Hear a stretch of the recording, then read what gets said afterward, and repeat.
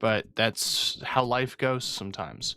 And I did debate just going to bed, but I thought I could at least do a shorter stream, and I got some buddies who are on,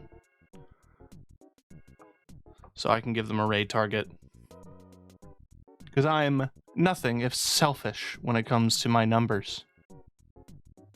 That's obviously a joke. I don't know if it communicated as a joke. I just want to make sure that it was understood as a joke. Anyway. I was hanging out with a friend, and we watched the Sonic 2, because I'd never seen it. And it was surprisingly good. I've yet to see Sonic 3. Everyone I know who's seen it, who loves Shadow the Hedgehog, tells me it's amazing. I don't doubt that. It's more just about getting to the theater to see it. Fart.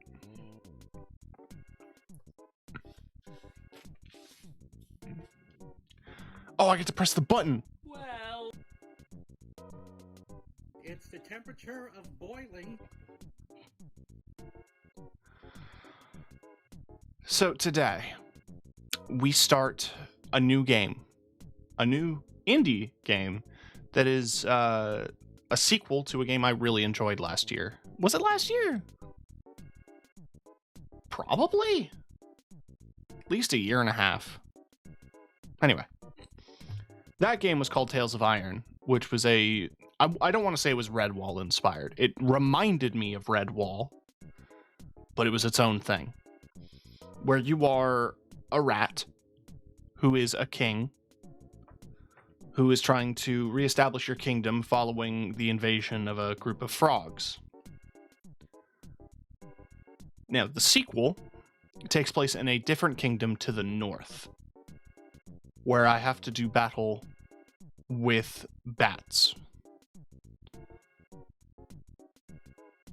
Both games are narrated by the voice actor who plays Geralt in The Witcher. In the video games, it's not narrated by Henry Cavill, as far as I know.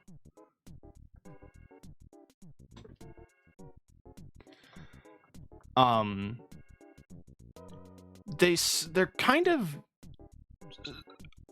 like, they're a little bit Metroidvania-y, but there's also like a greater emphasis on some of the combat. I think like Blasphemous is a good comparison, or something like Hollow Knight. It's more focused or emphasized in the combat as opposed to the puzzles. Though in Hollow Knight and in Blasphemous there was a lot of platforming puzzles. I just don't remember there being a lot of platforming in the first game, and I don't know how much of it's going to be in this. But there is still going to be a lot of that navigation and the backtracking, like with different tools to access different areas, that kind of thing. So it has elements of a Metroidvania, but I don't know how Metroidvania it is. We'll have to play it to find out. Either way, it has an amazing art style. I played the demo, and this version of the game, like the sequel, feels really good. It has like a weapon durability mechanic from what I remember from the demo. And it retains a lot of like the same stuff that I really enjoyed in the first game. So I'm jazzed. I'm pumped. I'm really excited. And we're gonna play it.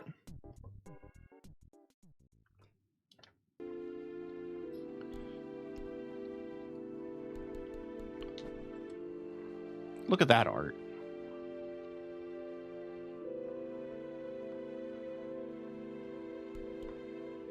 Pretty sure that like shield design up in the corner, that's what's going on in Hatchet's mind most of the time.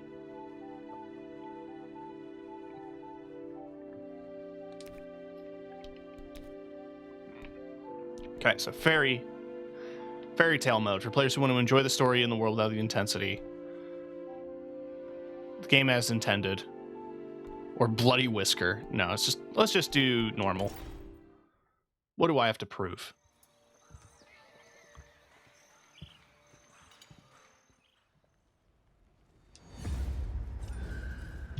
In the north, They thought they knew all there was to know of war. Until the War of the Rift. While the Southern King hid, warm in his keep, the Darkwings cut their bloody trail from frozen north to Winter's Edge. Alone, the Warden and his small garrison turned their whiskers to the icy wind. At the end of hope, in a last barrage, they wiped Batkind from the land. Batkind. And memory. With no sign of the Darkwing's return, in time, few believed them little more than a fairy's tale. But at Mount Cauldron, time had been all they needed. An old enemy claws free of their icy tomb and hungers for vengeance. But not all is lost. King Rattus brings north a cause for hope. A bastard prince, placed in the paws of the Warden of the Wastes to raise as his own. A secret of blood never to be told. Now, Jon Snow? fate Ass calls for a hero bullshit. in a murderous screech. And one young rat will answer.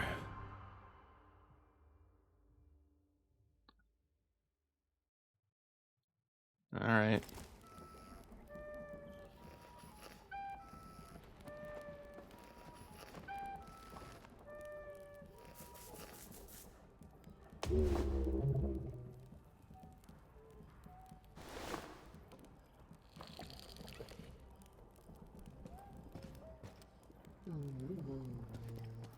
It's morning.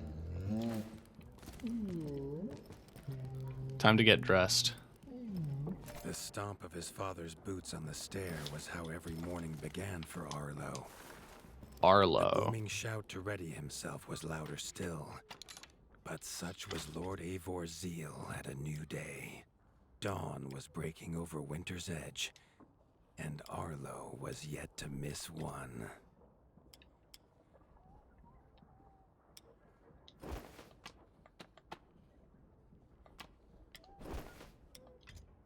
Oh, you have pauldrons.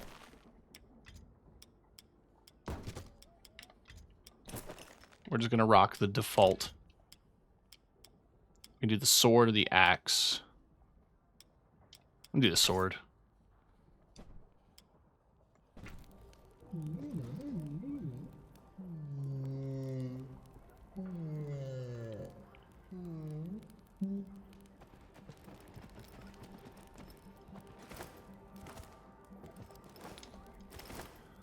I love how rich in detail the art in this game is. What I find interesting though is that there's no D-pad control. It's just stick. I'm guessing it's because, well, there's the Dark Souls menu down there. The castle echoed with the horns of the returning hunters, bringing their night's bounty. Arlo's little heart quickened to hear it. The only...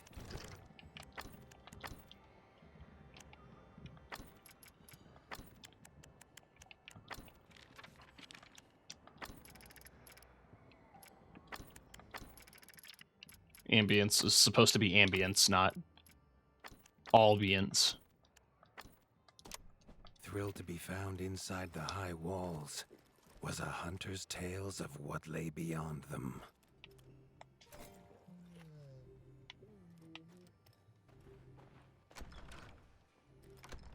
Arlo tells himself it's a good life here in Winter's Edge.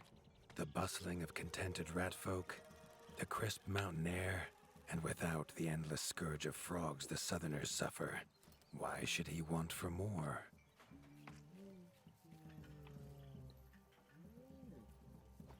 Hunters are that way. I want to see what's over here. Chief Mason Leaf was the rat Arlo most admired. As younger brother to Lord Eivor, his carefree uncle never faced the burden of being Warden of the Wastes.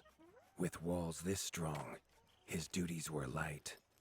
leaving him plenty of time for his nephew. Krunk was a Krunk. rat's rat, with no interests beyond his forge. If you have the parts, this Mastercraft's rat can make armor and weapons that would see off a sky scorcher bite, or so he claims. Arlo wondered how well they'd do against something that wasn't a myth.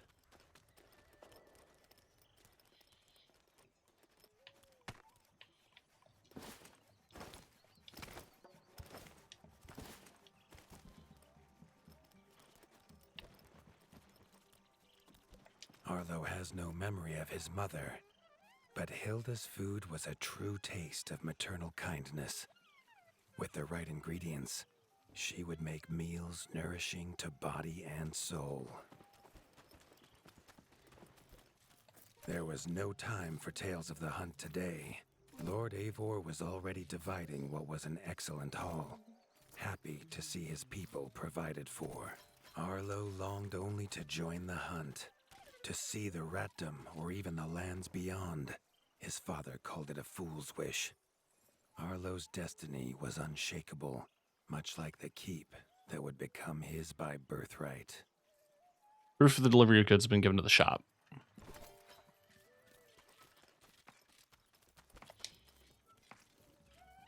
Okay, so I skipped ahead.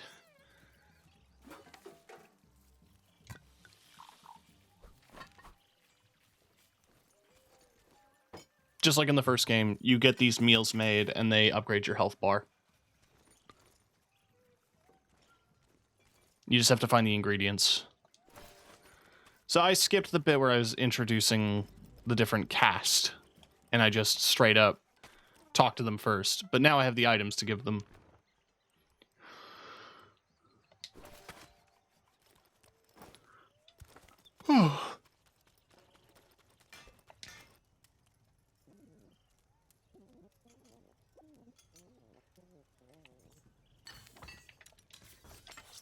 He can forge me something.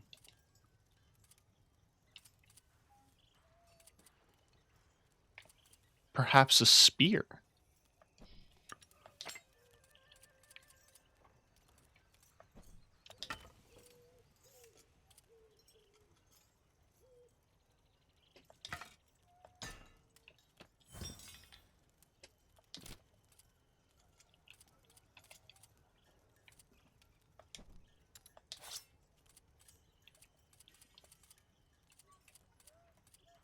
I like that there's like an upgrade tree.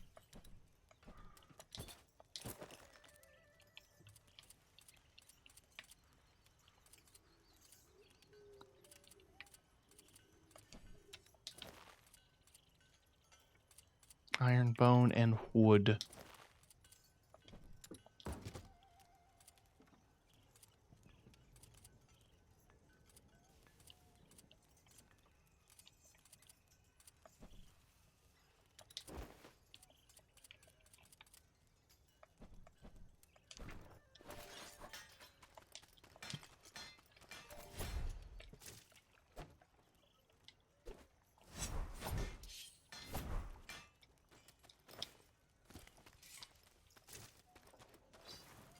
I loved the spears in the first game. Well, I love spears in general, especially shorter spears that can be wielded one-handed.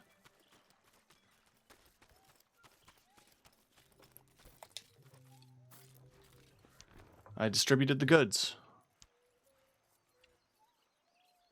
Less resistance, but it's lighter weight. The hunters had brought unwelcome news. A family of the reviled creatures ratfolk called Backstabbers had moved into the wastes. Eivor told his son to fetch his weapons.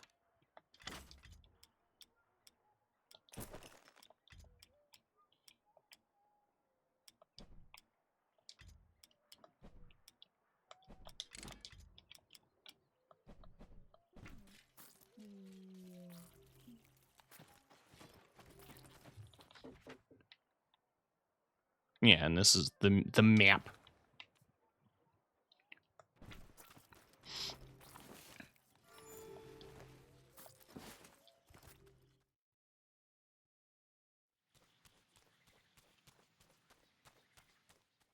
I love those loading screens. They were like that in the first game as well. It's the little guy walking across the screen. Well, that's where I need to go.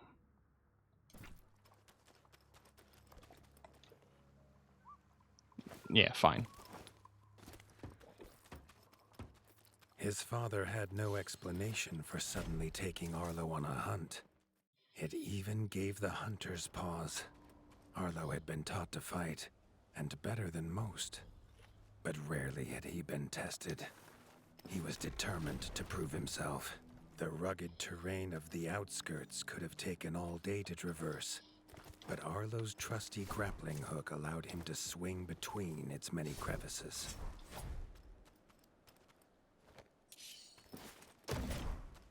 Yeah, that's a heavy weapon thing.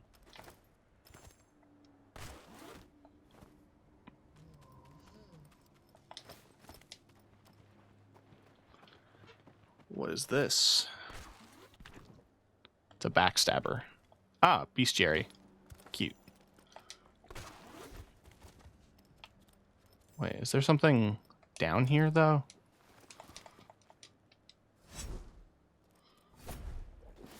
No.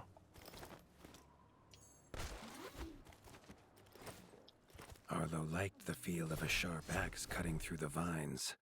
The wilds were part of his home, and nothing in them would frighten him. The famous frostberry bushes of the wastes were in full fruit already. Their juice made a healthy tonic, though Lord Eivor preferred them fermented. His father was a sturdy rat, built for strength, not speed. So Arlo found it curious that he challenged him to a race. The prospect of the hunt had filled Lord Eivor with a vigor that his son had not seen in years. Or at least since breakfast.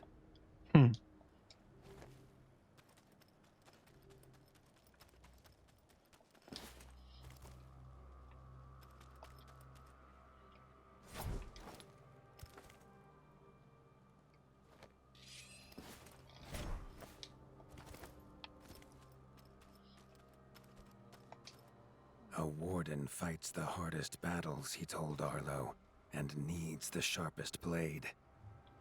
With that, Eivor gifted Arlo his own sharpening whetstone.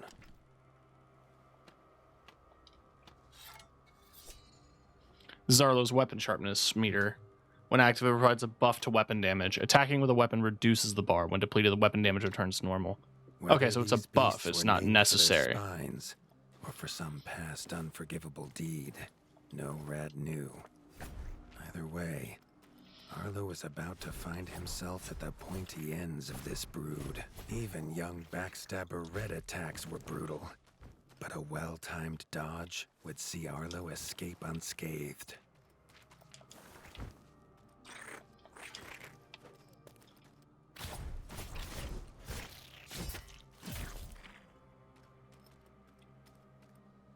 This backstabber lived up to its name with its deadly white attack. But Arlo's shield could block the deadly spikes. Red dodge, white block. I'm trying to... Okay, it's left trigger, not right trigger.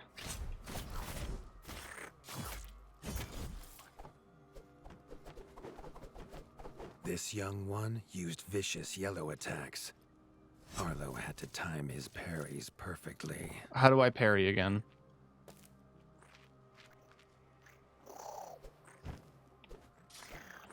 Ah, that's right. Perfectly timed right trigger. This mother had left her young to fight alone, but the same could not be said of Lord Eivor as he leapt to his son's side. Oh, they more clearly label those, which I appreciate. I was way too early.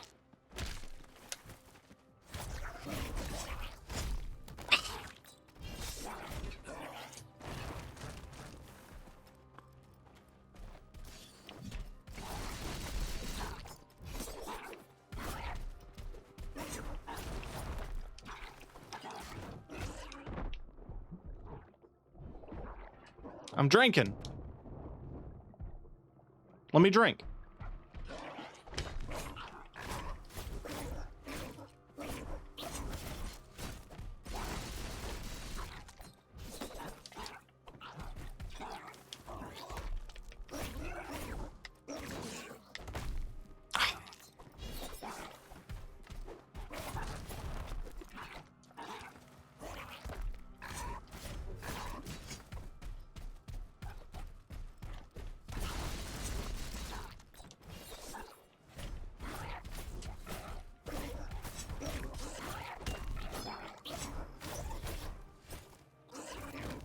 It was Lord Eivor's mighty blade that took her head, but the fight was won together.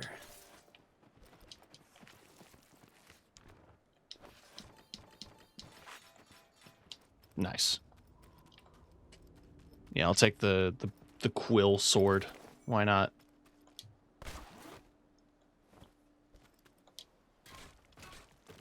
A treasure, an axe, and a shield. Yeah, fair.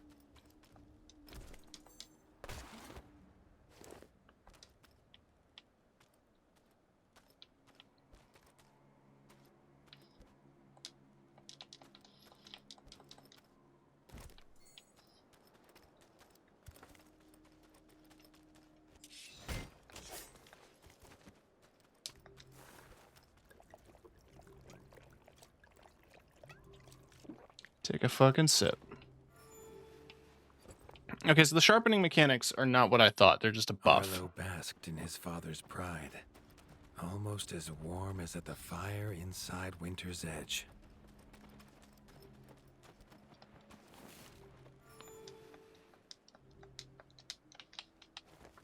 It's just good to save.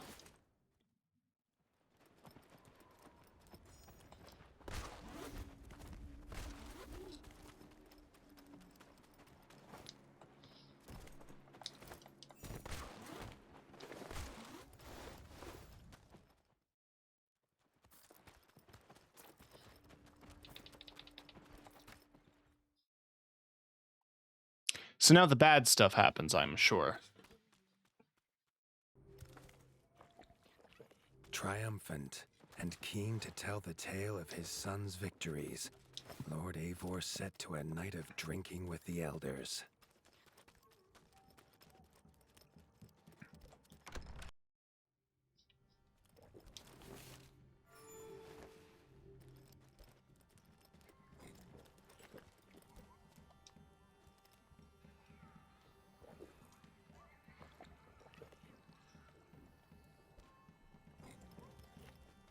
Oh, I'm drunk.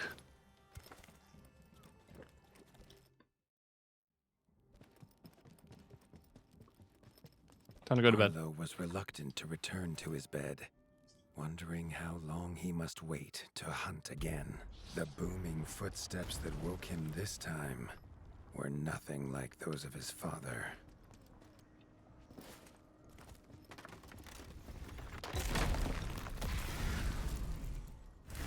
Huh?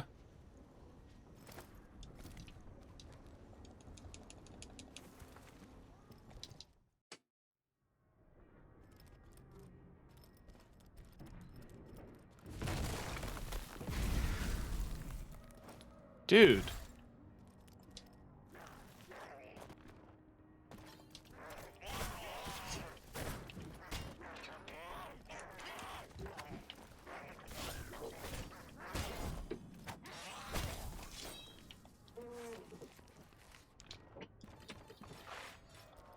Let me just get all that loot.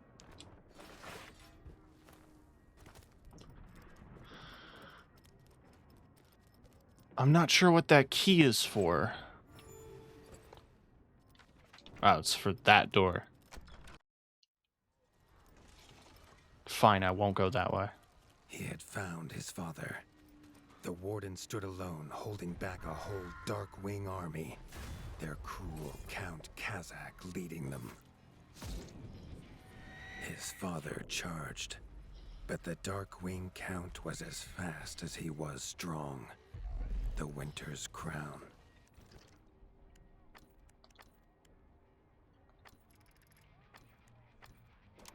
tumbled to Arlo's feet, now without a head to rest on. There was no time to grieve his father, as from above the Count revealed his greatest weapon, a Sky Scorcher. Not a fairy's tale, but an undead beast whose very breath could level kingdoms. And its eye was trained on Arlo. All that came next was a fog of bloodlust, snapping jaws, Fuck. and the beating of leathery wings. I got one shot. But there could be no victory. Arlo awoke, groggy and warm to his father's shouts. Only he wasn't in bed. The warmth was from the fire that had engulfed Winter's Edge, and the shouts were his uncle's. The only other survivor of the Darkwing attack, Leaf was bruised and his hind paws barely steady.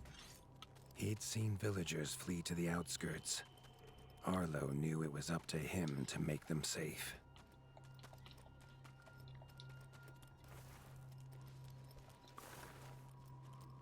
Is there anything to salvage?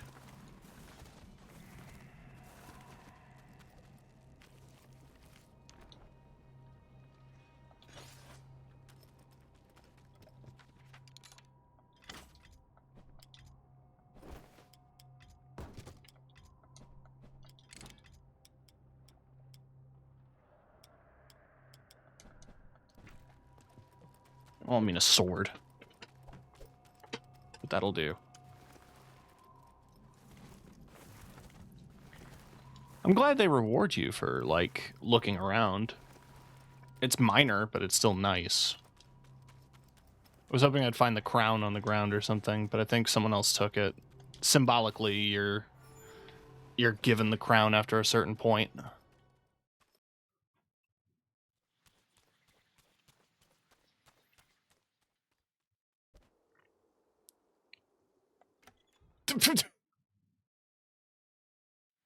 Okay, that's just the way back.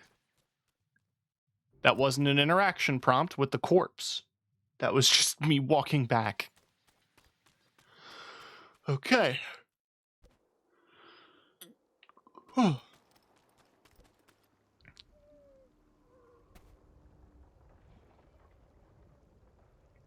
Hey, deep one.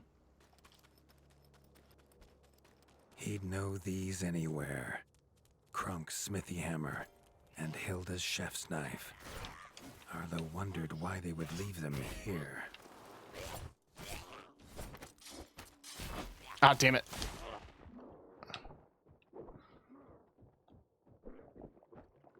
I mistimed my parry.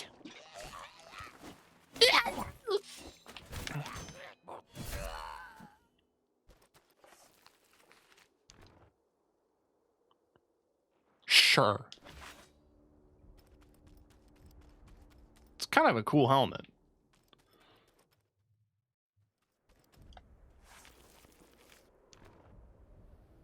Yeah. Sorry. The sword is better, but I like spears. You want to hear a dubious theory? Crackpot, copium-induced Elden Ring, Night Rain theory. Yes. I absolutely do.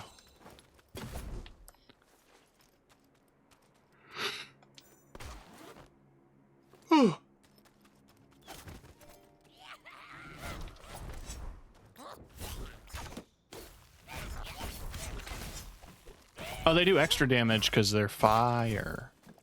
Ain't that clever?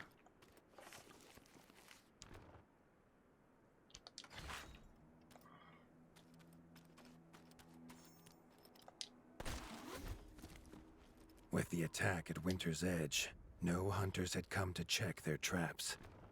Arlo thought he might find a use for them.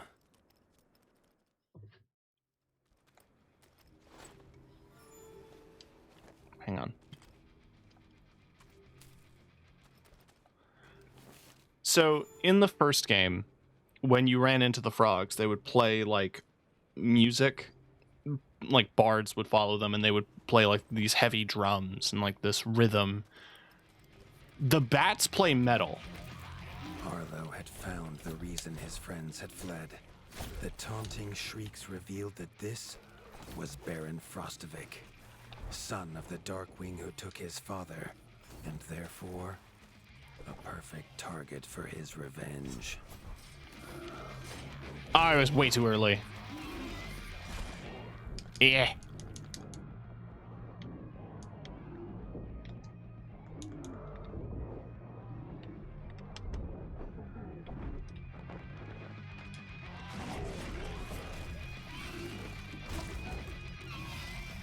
Yeah, it's a good thing I saved.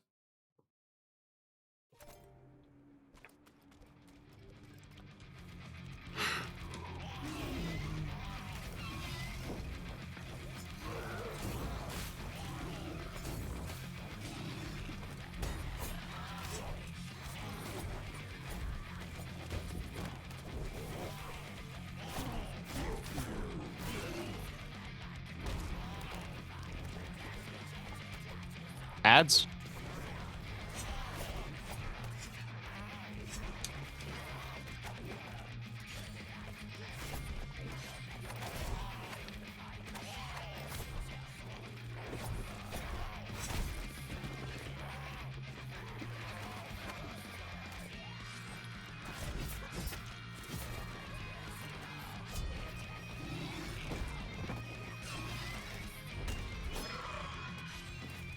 I missed.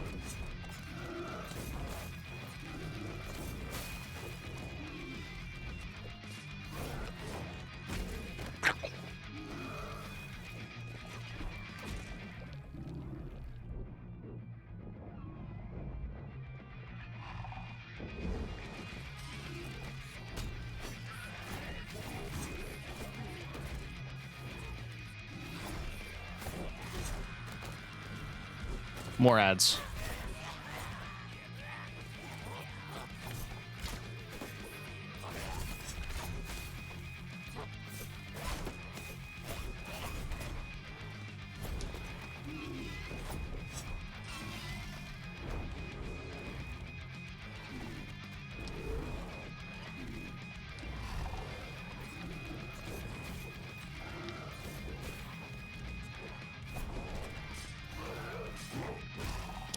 He fucking fakes me out.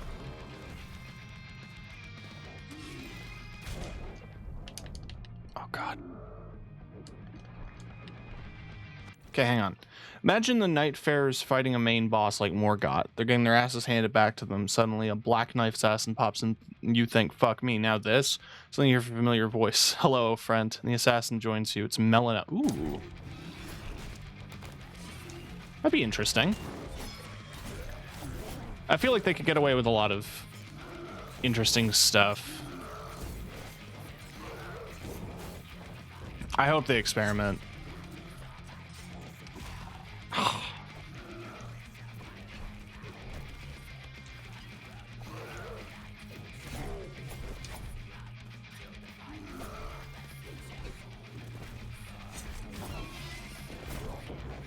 Oh, he fell off.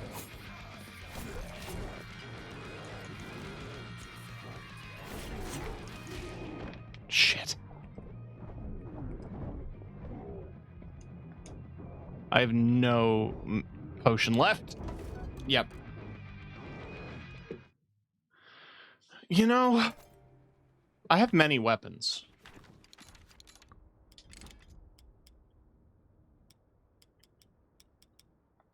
Let's just go with the sword.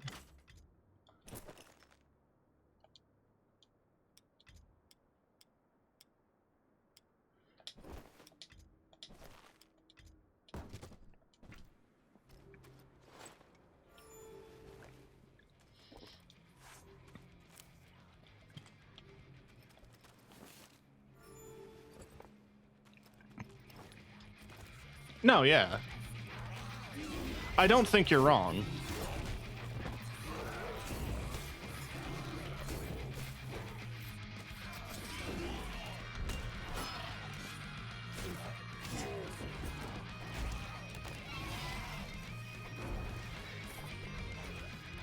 All right.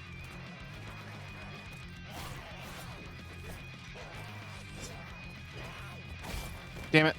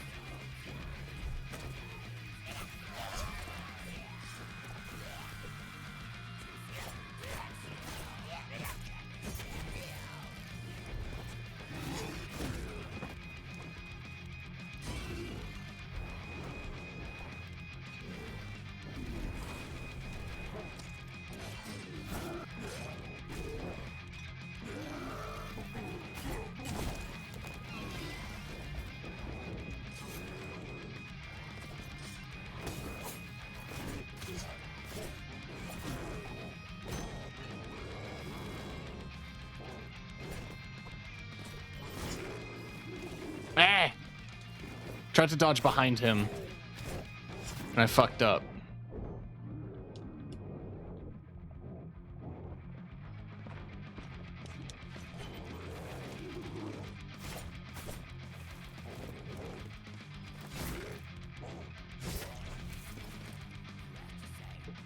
His foe was beaten, but seeing what had been inflicted on Hilda and Krunk, Arlo's need for vengeance was only growing.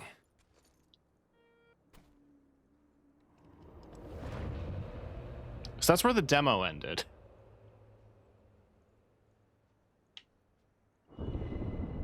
Arlo suddenly wished to be within the walls of Winter's Edge, to hear the boot and boom of his father at dawn, a sound he realized he'd never hear again. He needed to return to whatever was left and to make his plan. Yeah.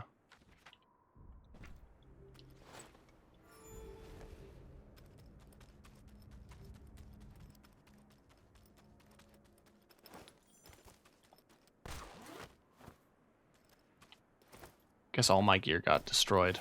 That's a shame.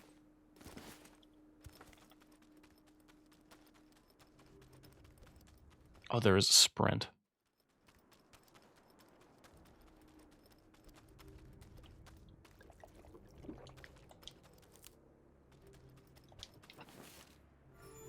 I also thought he dropped his spear, but I guess not.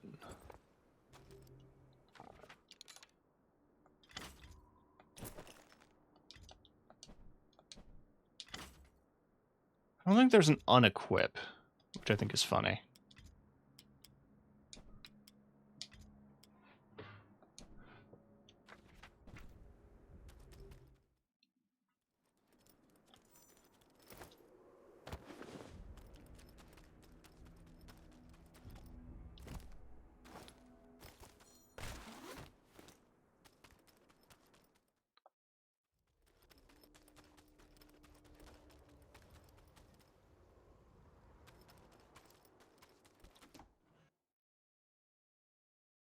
Well,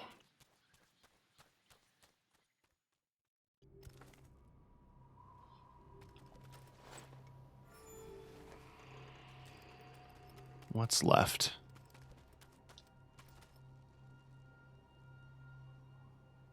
Everyone's dead. Come with me.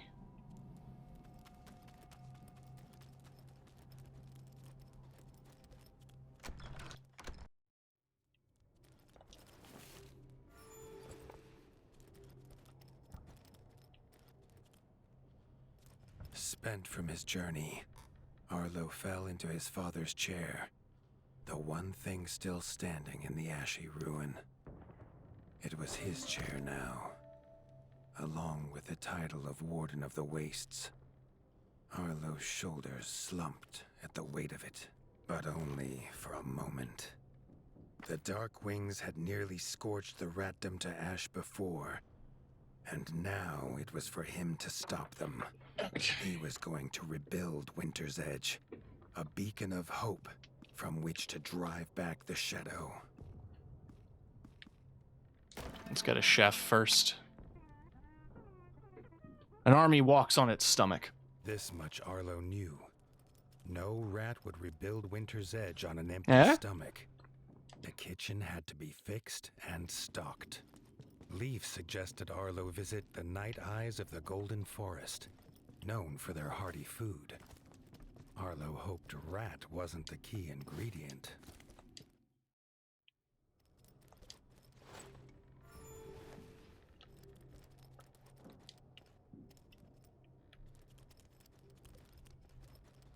Up in the corner, it looks like there's a day-night cycle kind of thing.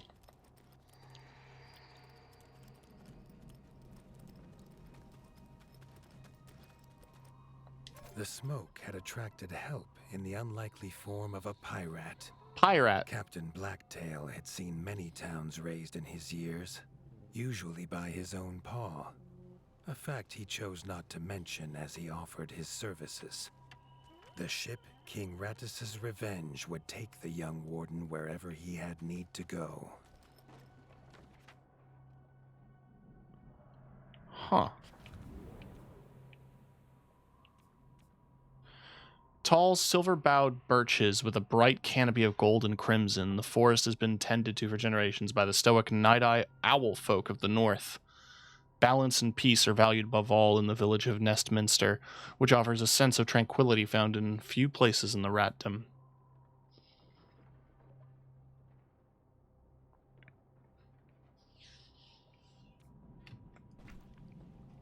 Interesting.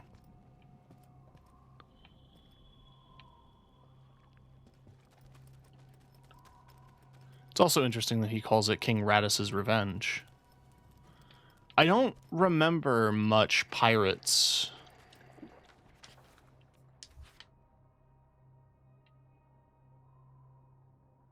I don't have a heavy weapon to knock that down yet. And I wasn't allowed to go that way. Would I be allowed to go that way now, hypothetically? I just want to see.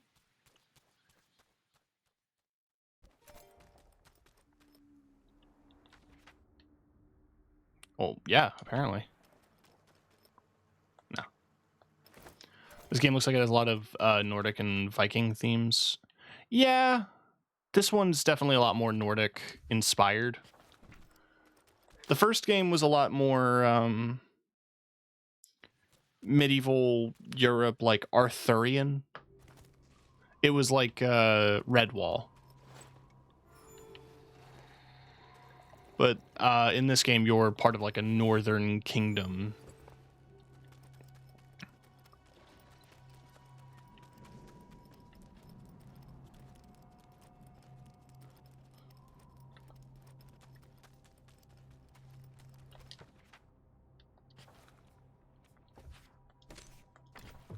All right. We sail for the Golden Forest. The autumnal gold canopy glimmered in the sunlight, held high by the silver boughs. There was no denying the wonder of the Golden Forest.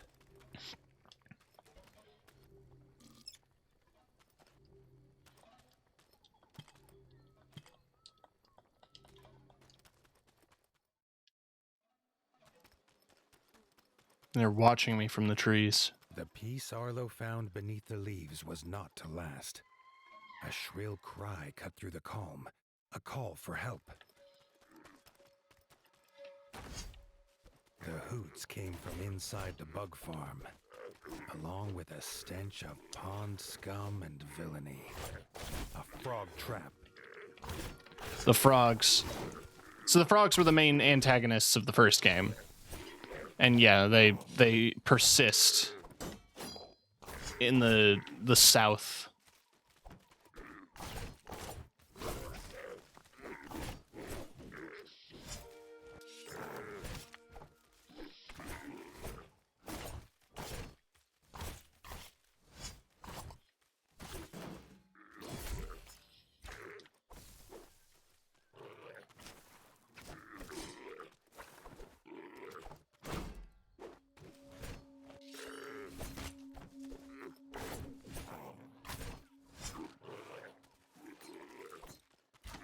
In fact, it's funny, this game starts the exact same way the first game did, with your dad dying.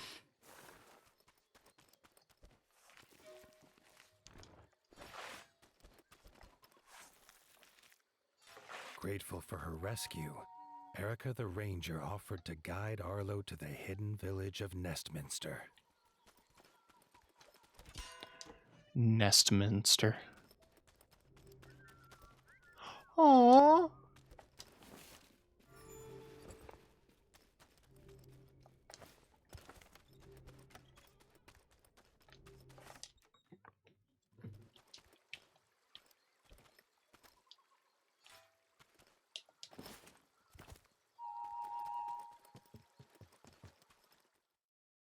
Nestminster's entrance was guarded. Under their helmet, the eyes of the guards seemed to glow. Was he prey walking into a hunter's camp?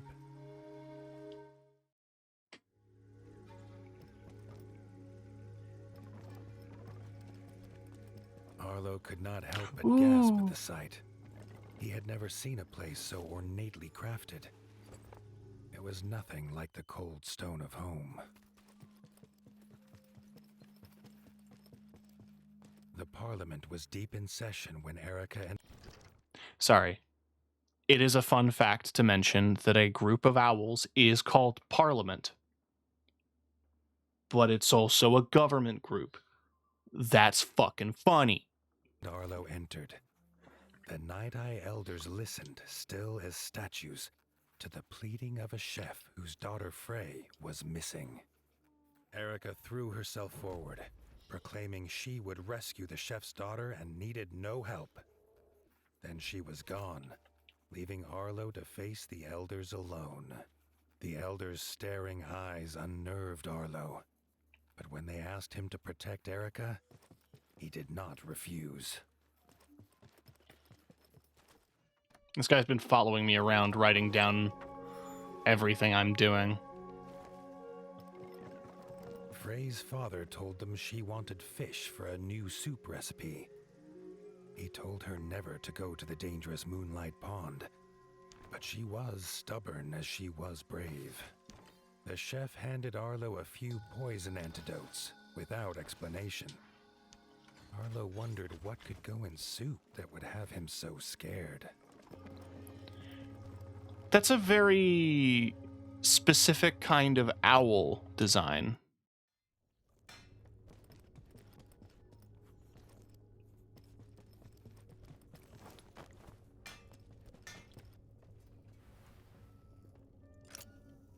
Oh, that's an actual mechanic. I'm imagining there are some things that require day or night in this game. And you are a merchant.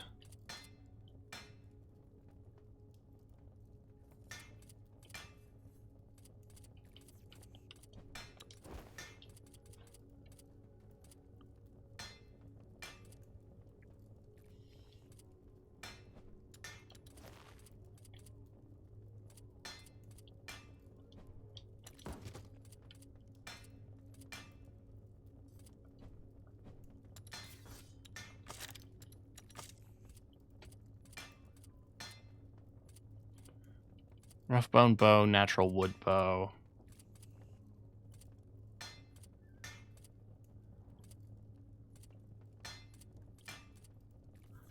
It does poison.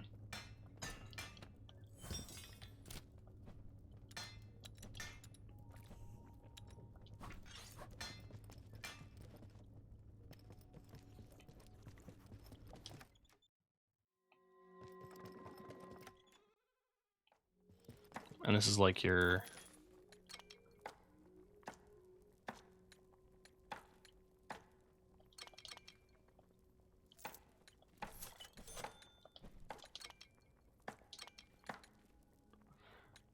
natural owl lance, axe, sword. Guess that's a spear.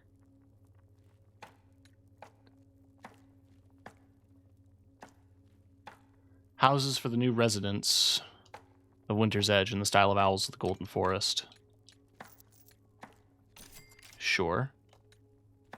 Blueprint used by the smith unlocks the owl line of weapons and armor. Ammo for ranged weapons. Hold on. Crest symbolizing the owls of the Golden Forest, kept above the keep store. Just all the owl decorations, why not? And yeah, we'll grab a couple arrows.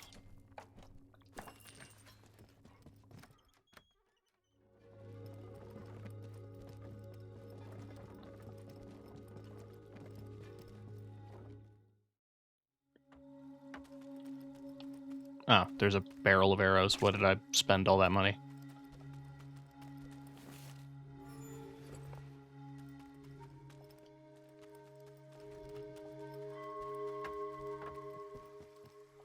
Erica said they must be as stealthy as the owls of old. She gave him a bow carved from the silver boughs, quiet as a whisper and deadly as a talon. Oh, I have the love bow. That's funny.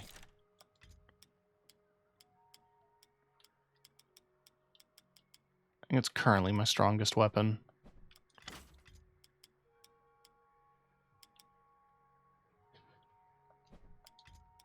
I'm the king. I'm not taking that off.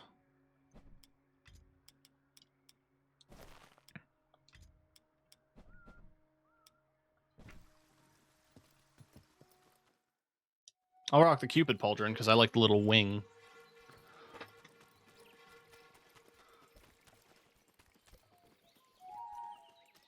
Entry is not allowed.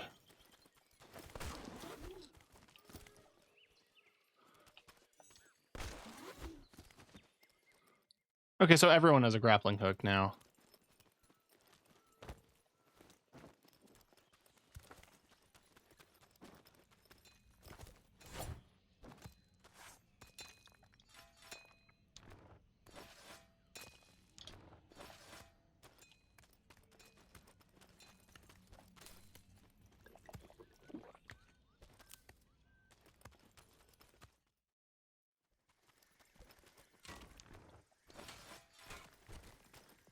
I'm mining.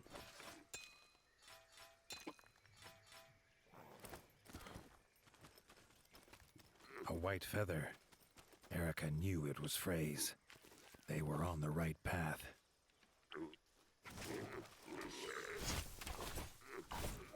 Oh shit, there's a snake out there.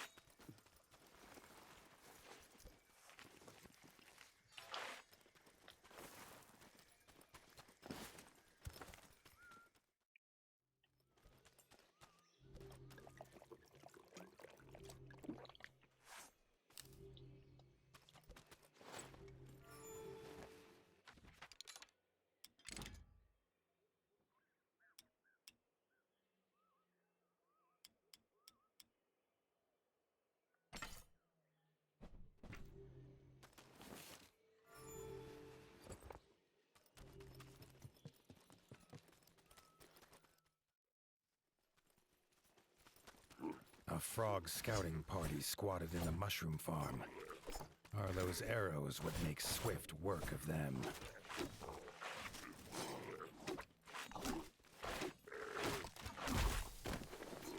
Thought you said my arrows would make swift work of them. They aren't.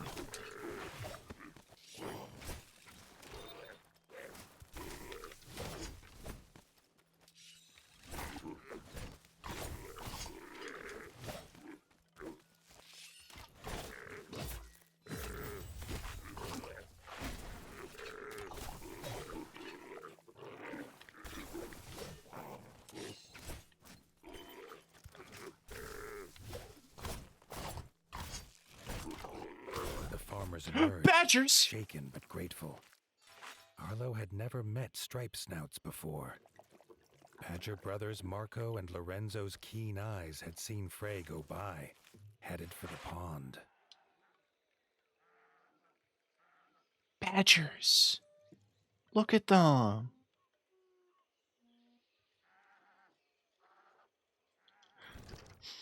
Chat. Their names are Marco and Lorenzo. They are wearing red and green. They both have mustaches.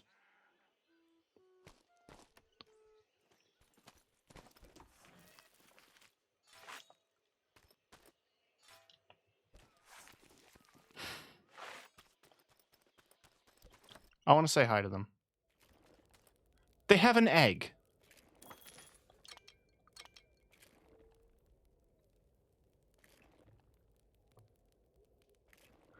From a set of cards used by druids to divine the will of the 8.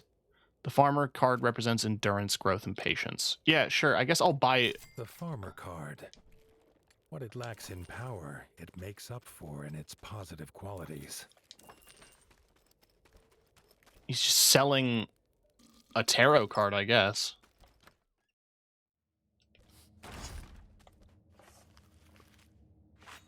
Wait, yeah, and they're a mushroom farm. They're mushroom farmers, chat.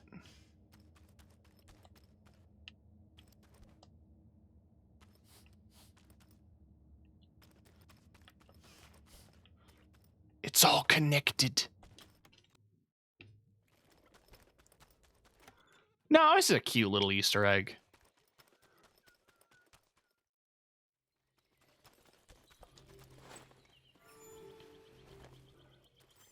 The egg on the table was a nice touch. I liked that.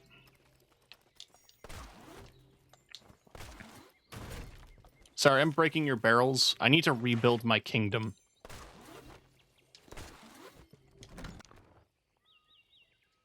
I knew there was going to be a free one.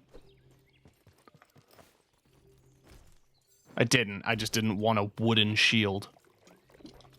I played enough Legend of Zelda to know that that's not really a wise investment.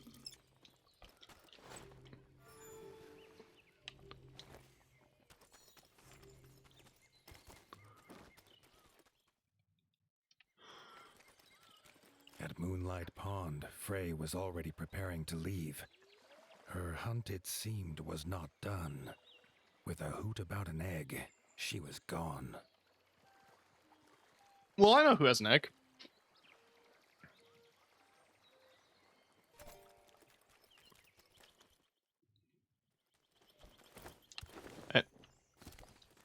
There's a prompt. Ah.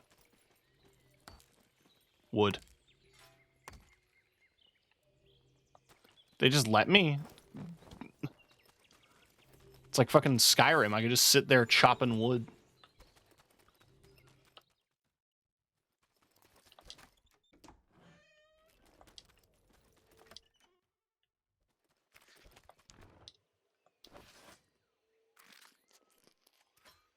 He's eating the mushrooms.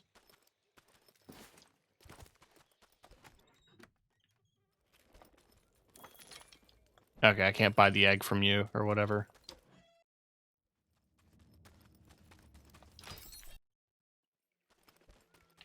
Huh? Just dig up the bones, I guess. The sky flashed with a blinding light. Suddenly, towering before him stood an imposing figure. Eh? His flaming sword heating the air around Arlo. Thrusting his sword into the air, Magic? the stranger imparted his gift onto the young warden.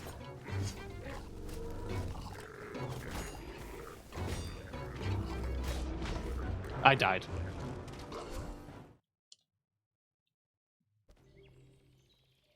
Well, it's a good thing I saved.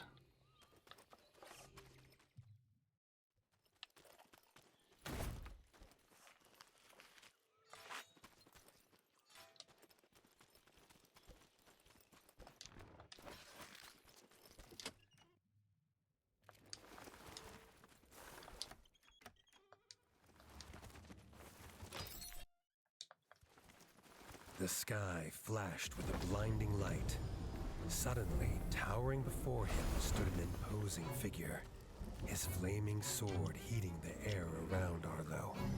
Thrusting his sword into the air, the stranger imparted his gift onto the young warden.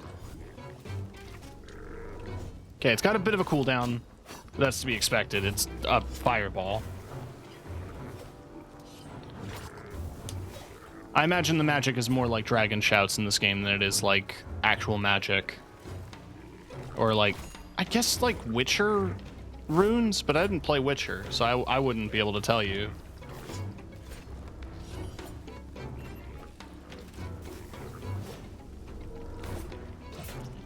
Arlo could feel the stranger's gift pulsing through his body, filling him Hot? with a burning desire to Hot? avenge his father and rid the North of the Darkwing scum.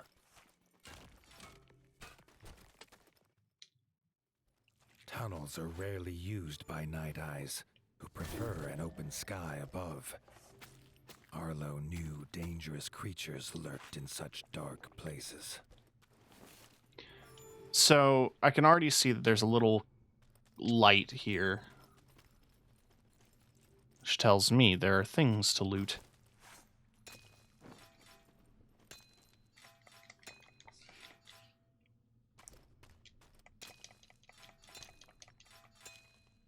Oh, so much metal. Oh, I'm gonna have so many upgrades.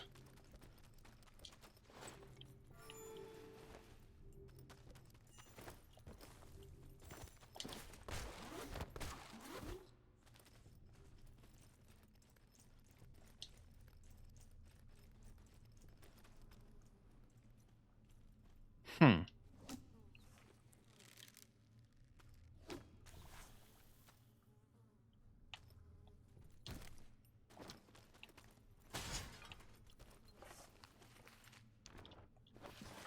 Oh, gold.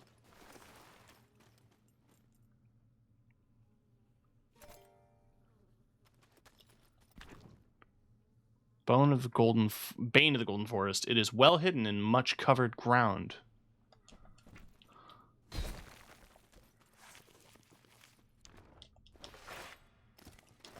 I mean, you can go ahead and leave. I'm not done.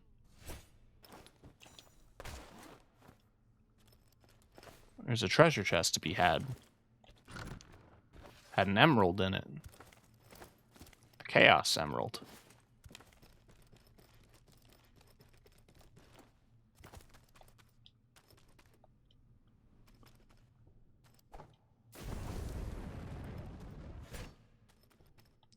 It looks like a little shrine.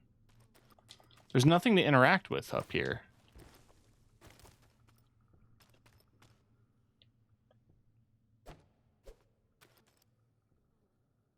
Hmm.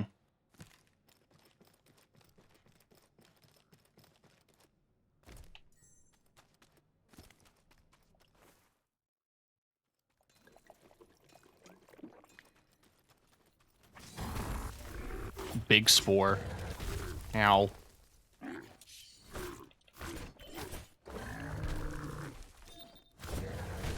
Ow.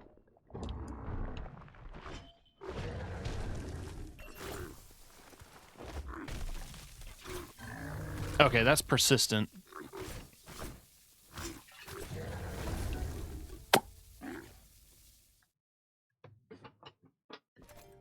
Okay.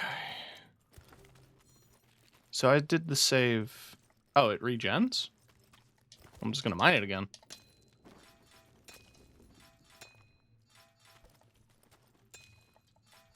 I'm not above this, chat.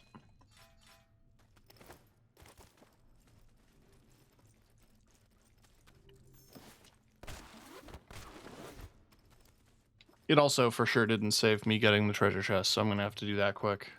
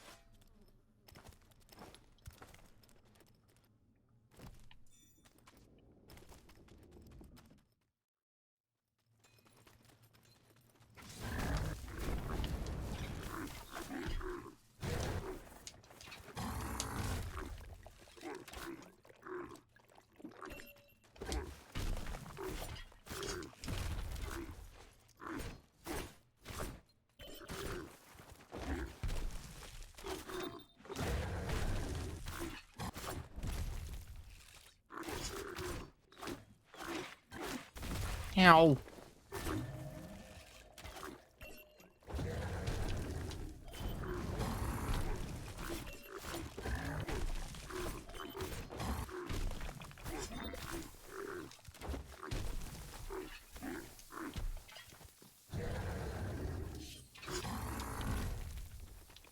Ah, eh, eh.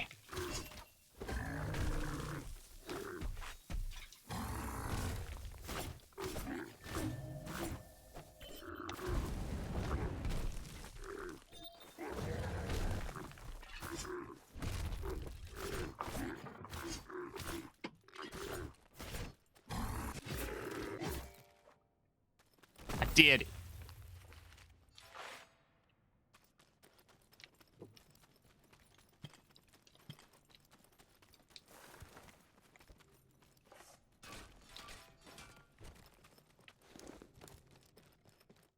Okay.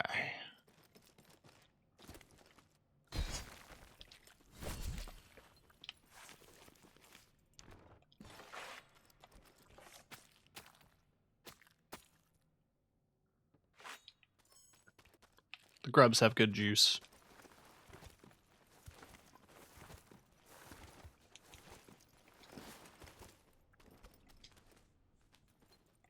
Needs a skull.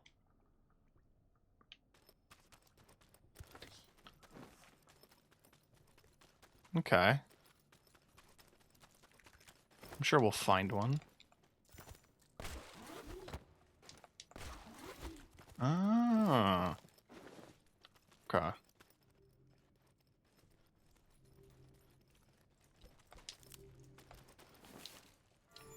It's a mole!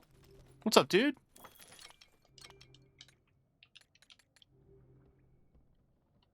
Lightweight and agile, spear made in the style of the Rift Frogs.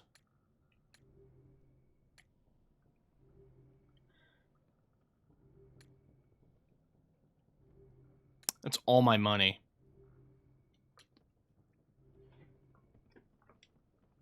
It's cool, though.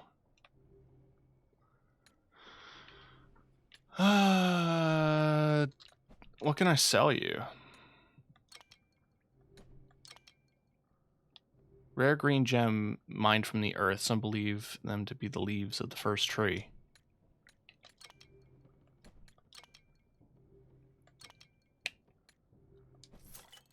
I feel less bad.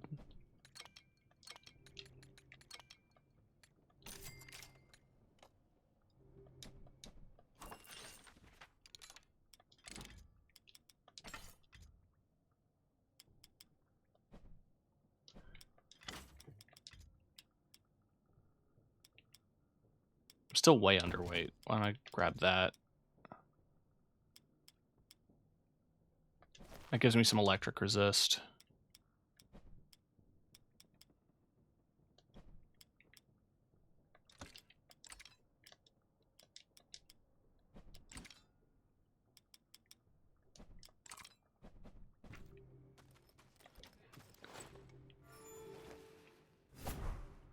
Yeah, that's a good looking spear.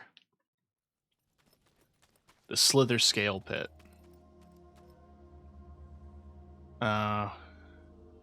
She wants a snake Prey had egg. found a whole nest of eggs. She was uninterested in who the owner might be, but the mother Slither Scale was very interested in her.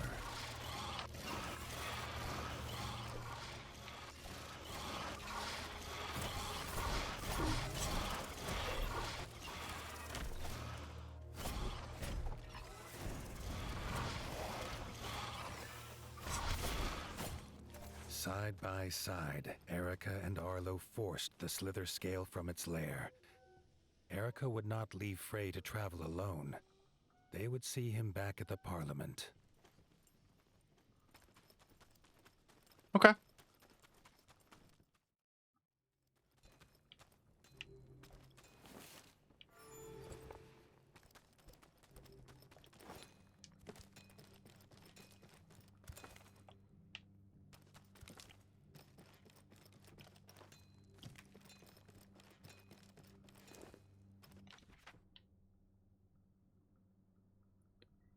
Oh, it's all connected.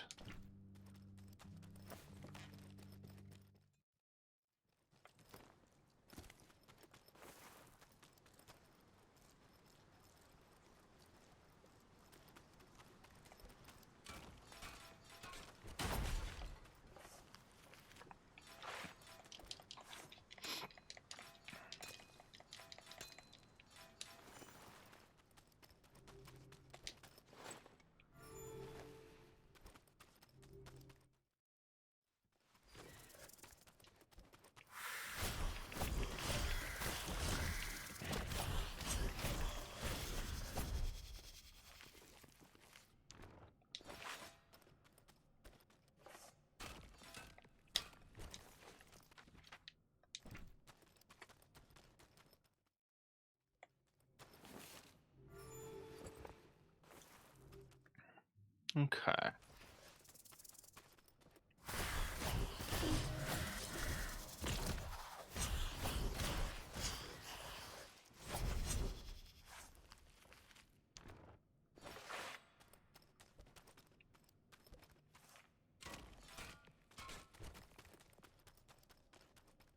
Hmm.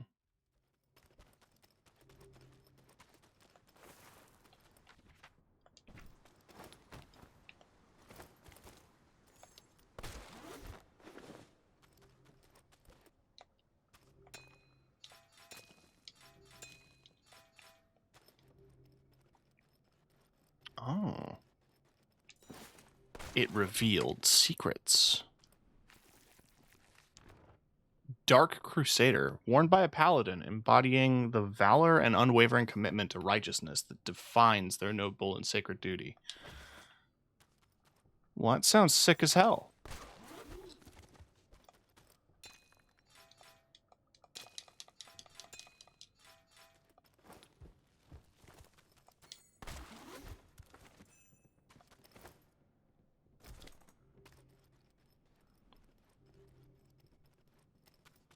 Hoping to find more pieces of that.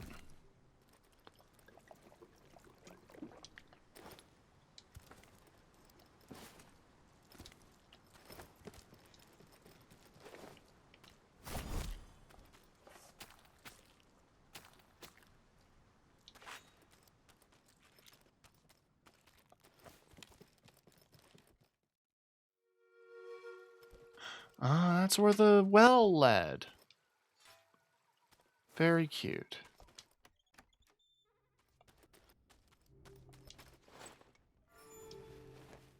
I'm just gonna save here quick.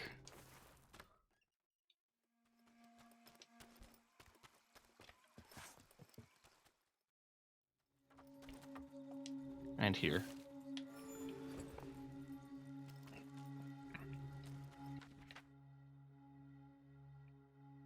Oh yeah, we ain't done with this map.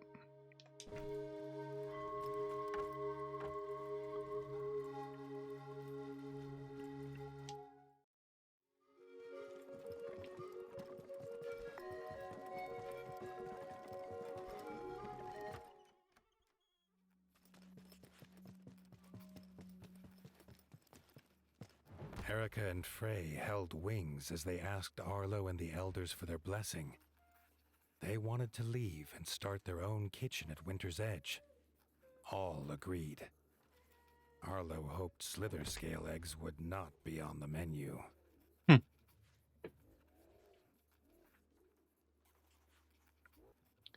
they've been given permission to join me back at,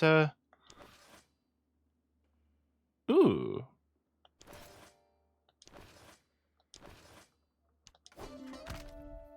Yeah, I'll take that.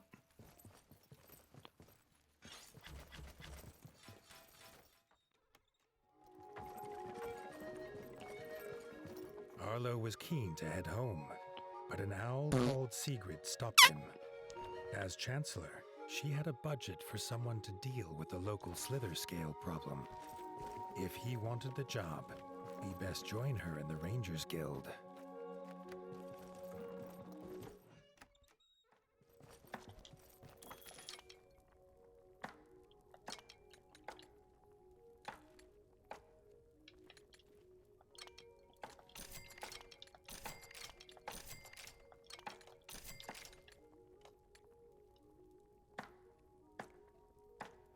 Found out that there's romance in Avowed and I'm pogging. How is it so far?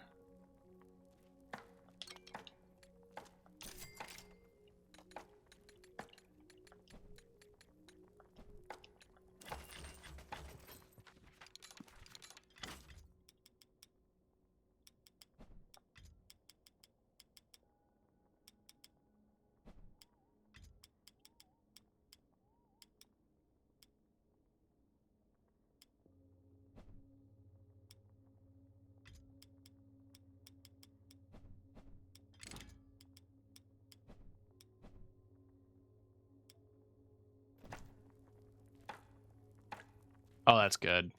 I really want to play it, but I'm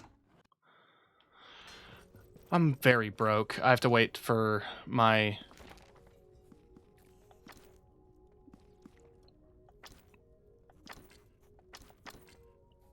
to get hops.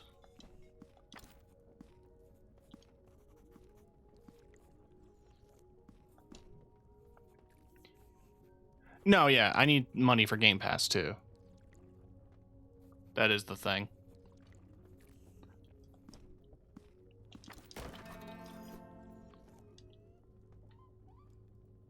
The owls called for Arlo's help. A ranger had gone to hunt a slither scale. He was seeking vengeance for a slither scale attack that took his family. But Arlo would not let the young ranger go the same way.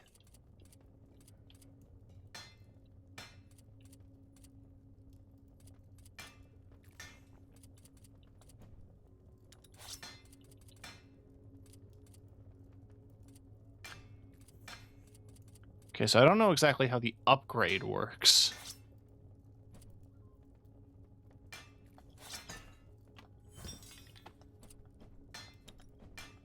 I don't think it works like that. I think I just made myself a second sword. Yes. Okay.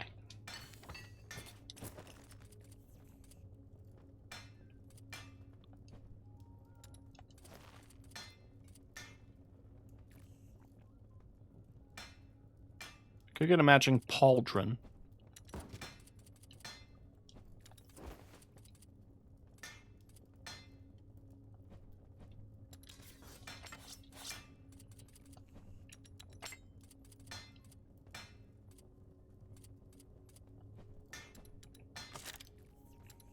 Gun? Okay. You have my attention. Make me a gun.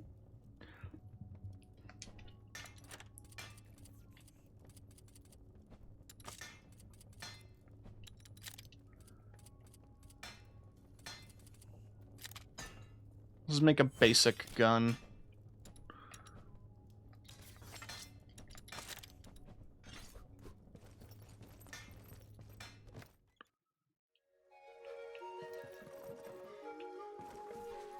Your generosity moves me to tears.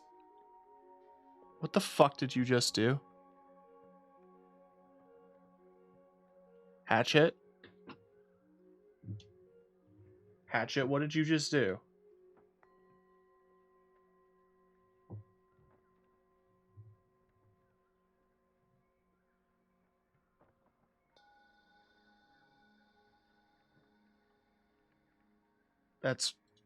That's too much. You do too much. I want to get Game Pass and I want to try it, but like I also want to save my first reactions to Avowed. And like there's so many games coming out. Ah.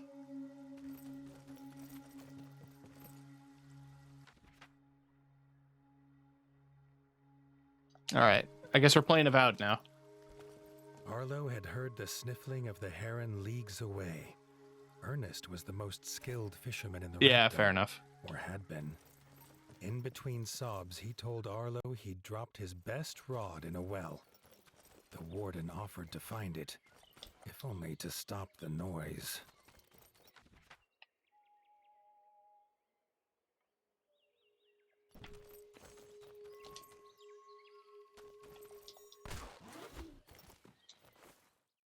But thank you, Hatchet. It's really sweet. You don't need to send me money. I'll be okay for money once I get my tax return.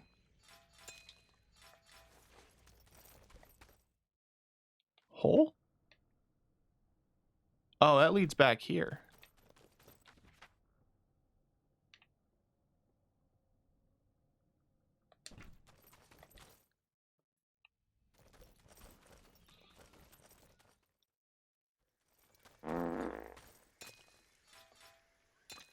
I'll have to pay you back for that.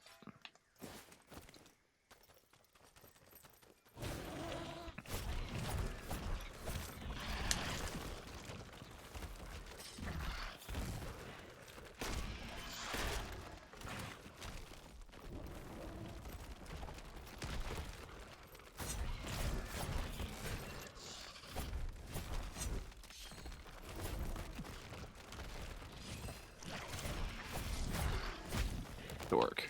I really appreciate it.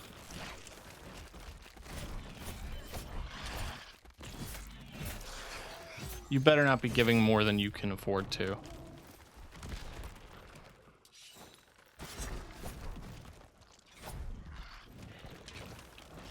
I know how much you can get with that with $10. It is really sweet.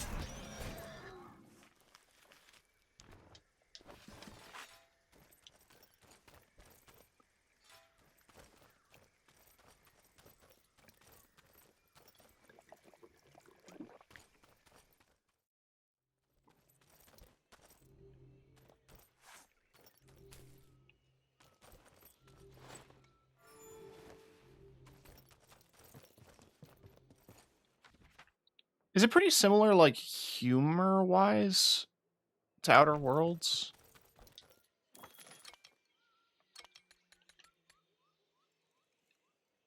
Piss.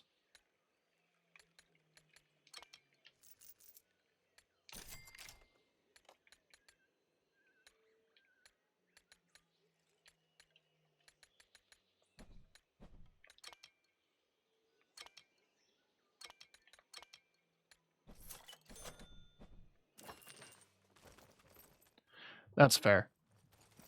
You know, that's on Game Pass. You should try it. It's good.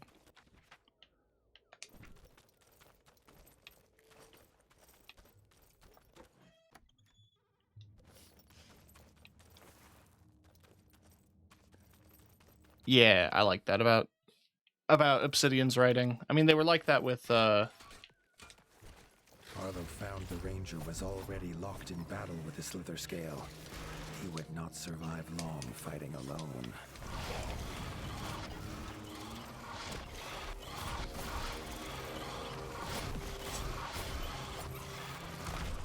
Oh, okay. Woo! This is what I imagine happens inside of snake tanks.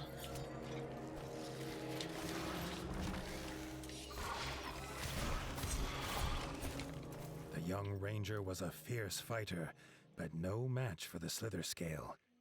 He barely thanked Arlo for helping him in this fight before he took off, seeking another.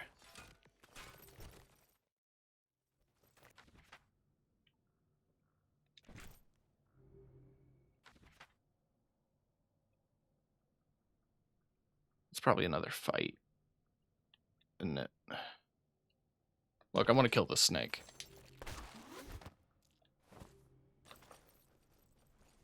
First companion doesn't feel annoying when he chimes in. That's good. I really liked the first companion in Outer Worlds as well. She was adorable. She was like this little, like, it's that nature of, like, a companion who wants to do the right thing, but is a little naive. And she was like this sweet little mechanic.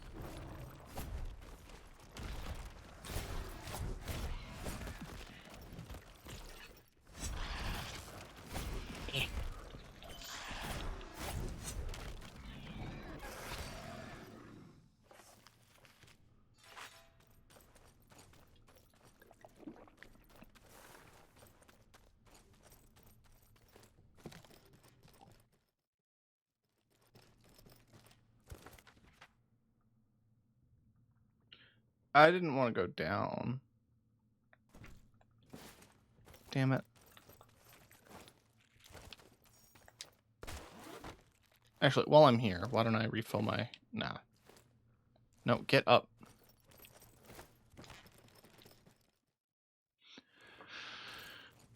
It looks like there's a path up. Okay.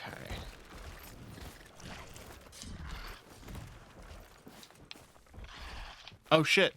Oh, shit. Oh, I'm gaming.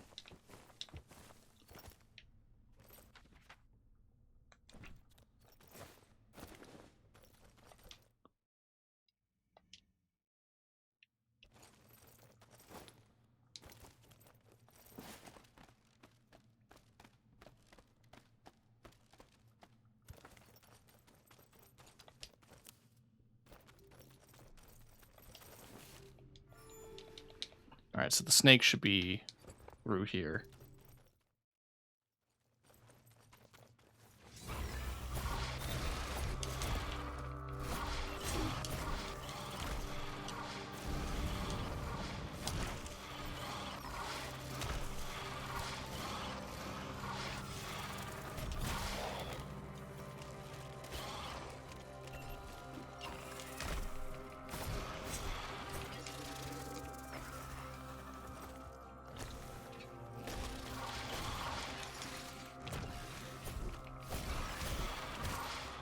Arlo could not leave him to fight alone.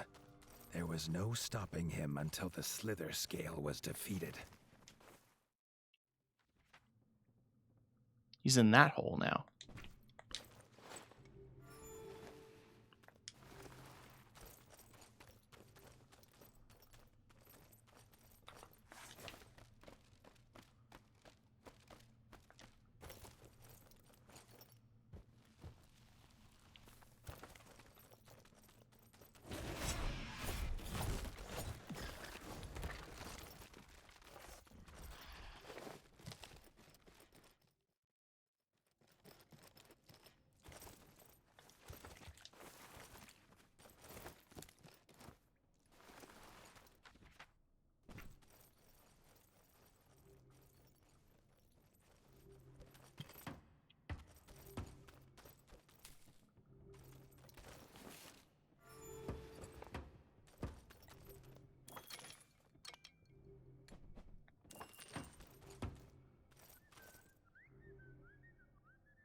I'm building posts.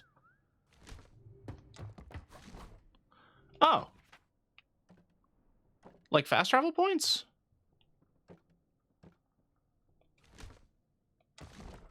Oh, that's so cool.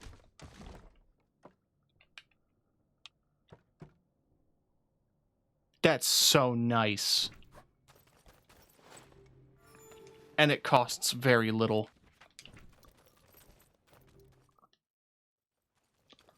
The Slither Scale's lair. They would end its tyranny here and now. Machine, this ends here and now!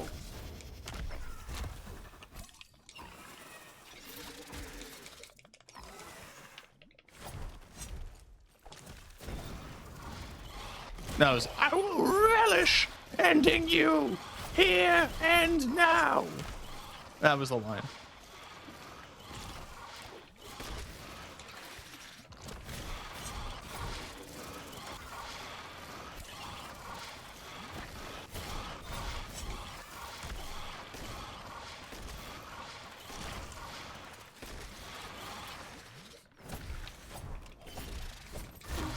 Damn it.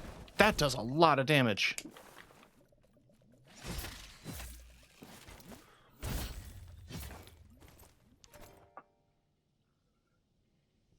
Yeah. The Slither Scale was defeated at last. The young ranger took no spoils, and with only a brief hoot of thanks, he was gone. Arlo hoped the ranger's thirst for revenge was finally sated. Who can say?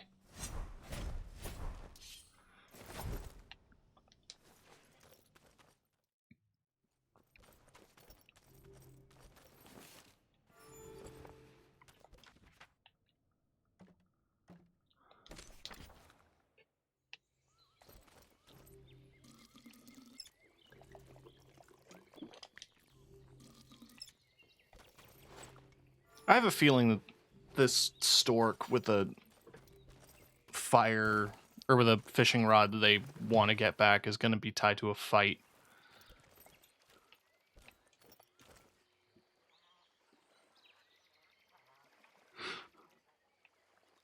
Ooh.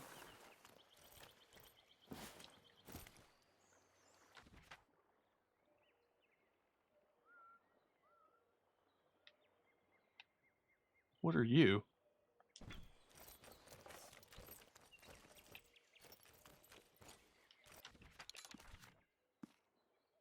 The heron fisherman is distraught at the loss of his fishing rod down the well.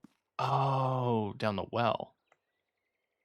Merlin has lost many a tarot card on their travels around the northern wastes. If Arlo is able to return their missing cards to Merlin.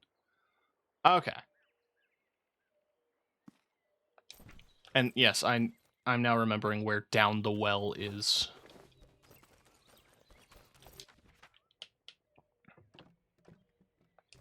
But I'm really curious as to what the big fucking triangle is on the map.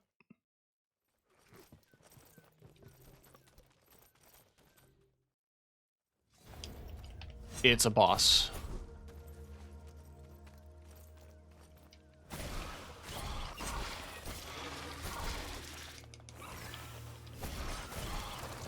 Hang on.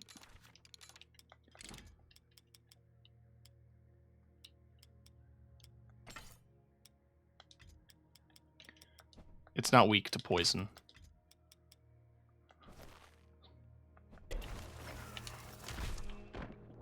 It's weak to fire.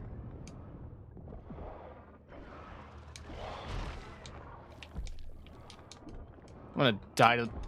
Yeah, I'm gonna die. Period. Oh man, where was my save?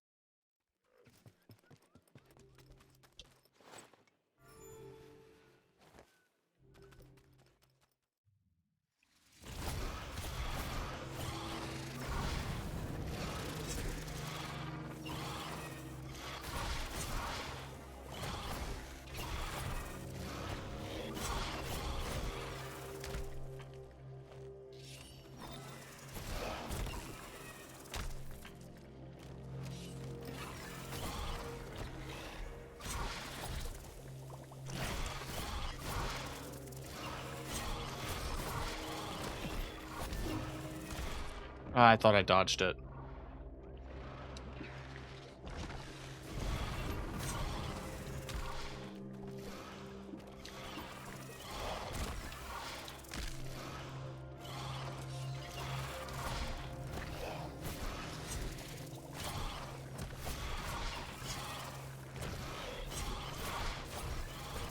Damn it.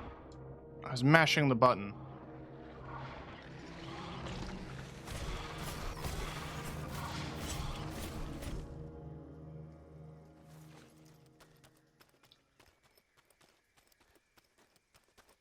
I don't know where it could have gone.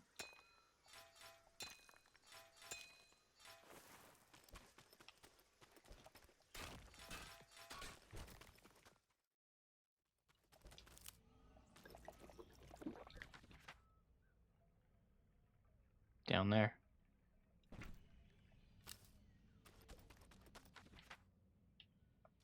Oh, fine.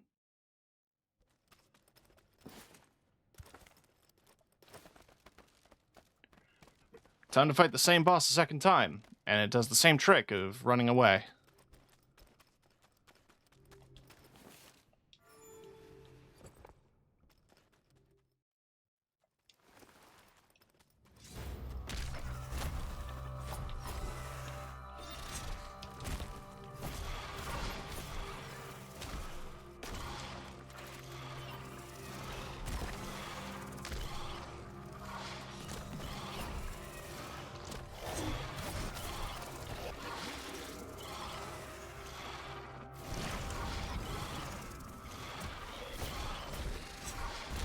I couldn't dodge.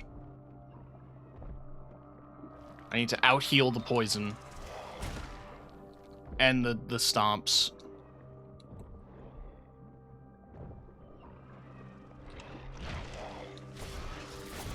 Oh, God. Oh, that was a parry? I didn't know he did parries.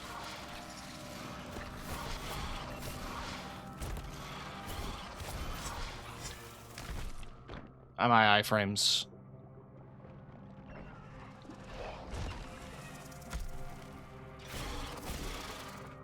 Get up! I rolled into that like a fool. I aimed my fireball the wrong way, like a fool might. Okay.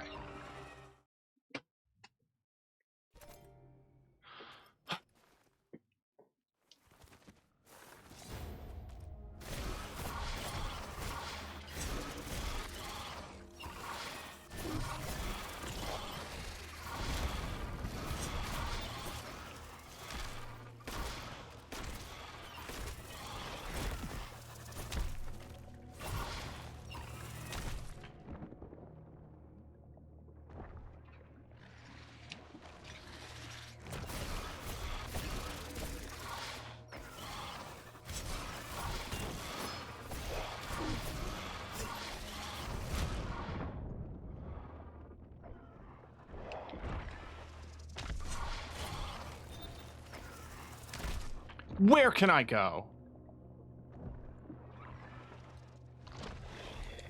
Get up and move.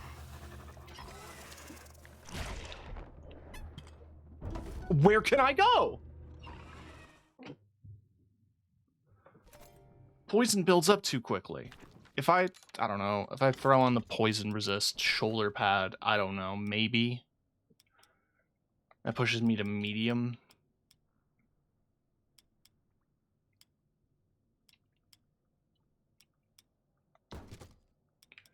Look, there's a lot of wiggle room in medium.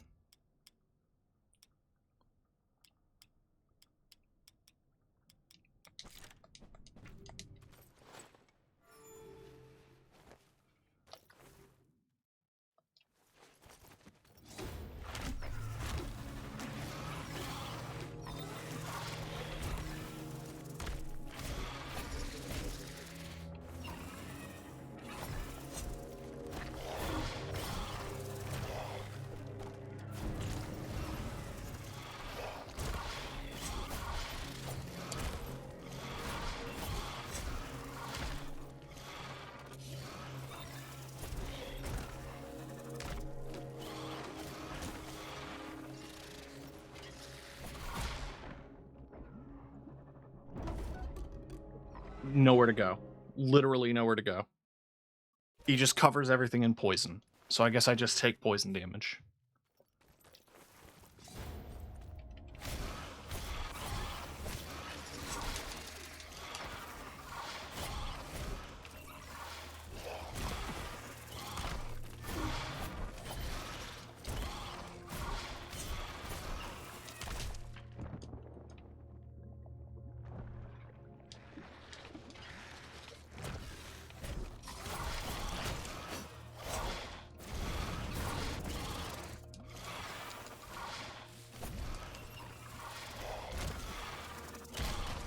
That still hit me, I guess.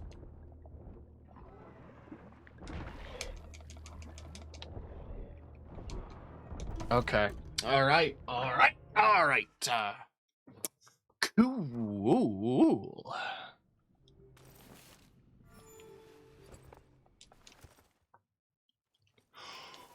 Oh.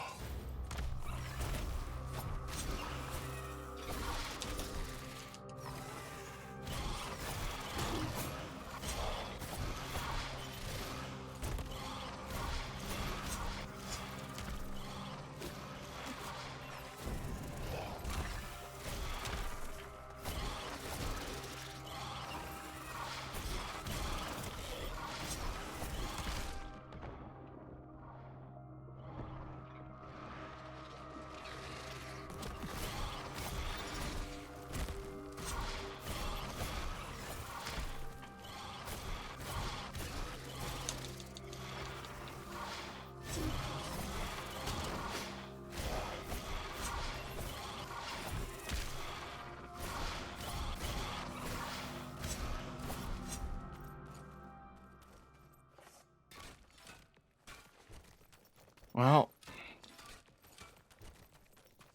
he ran away a third time.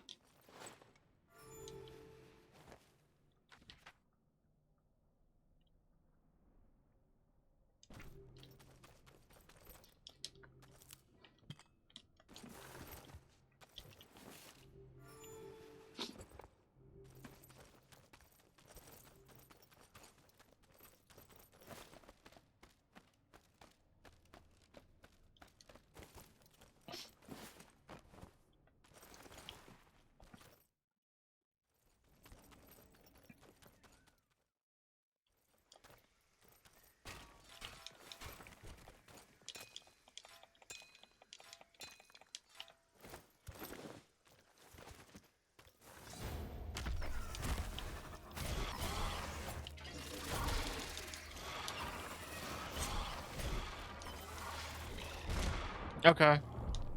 Guess I'll die. Guess I'll die. There's nowhere to stand. I'd like to drink.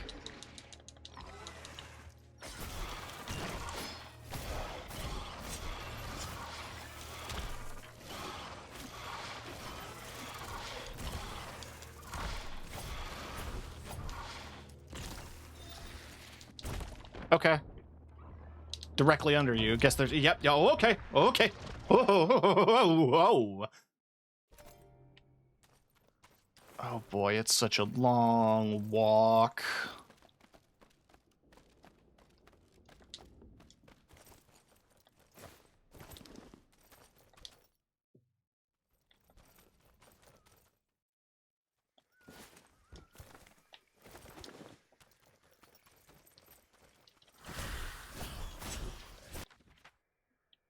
Fuck you mean? Why is he there now?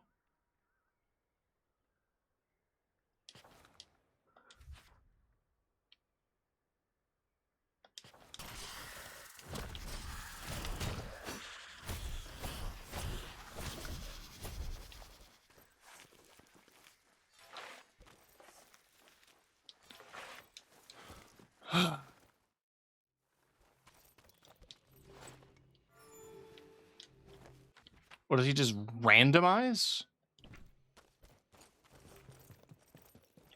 I need to get to a fast travel point. There's one just ahead.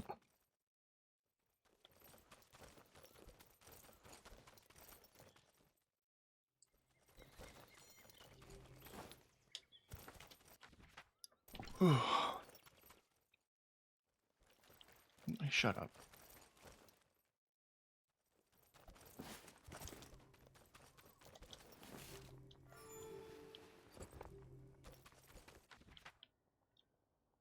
Oh, okay. Now he's back.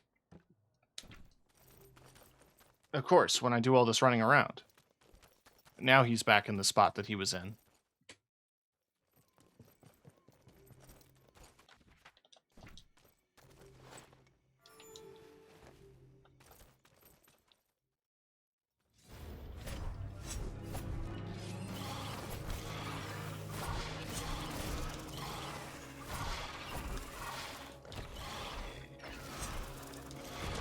Okay. I dodged. Game said no. Nowhere safe to stand.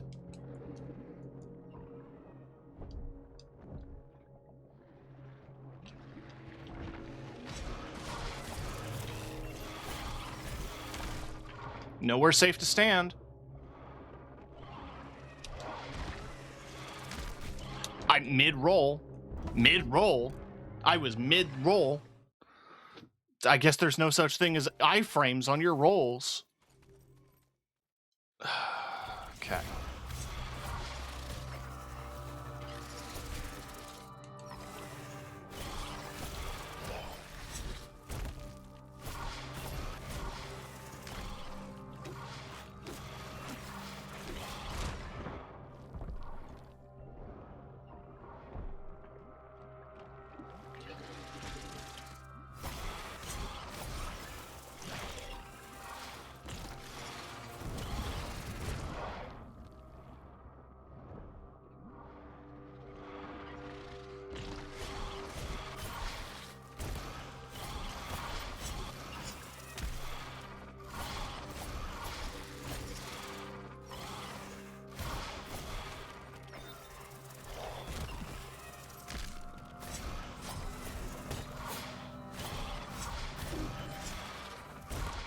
Nowhere to go.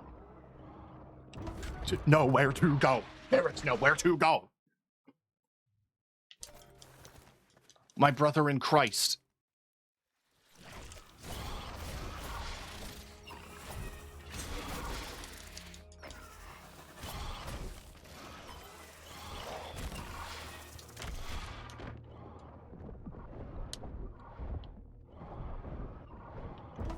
Just kill me.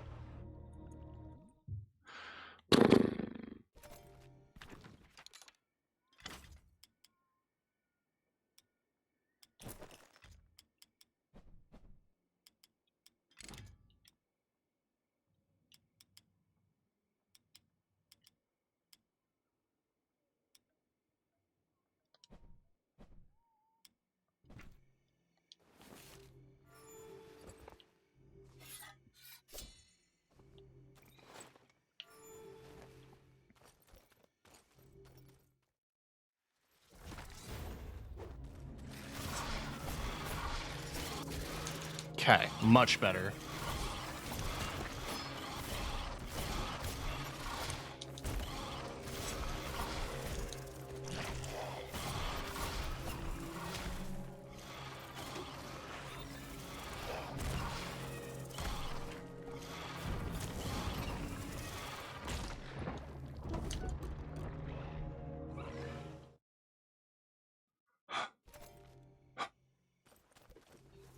Okay.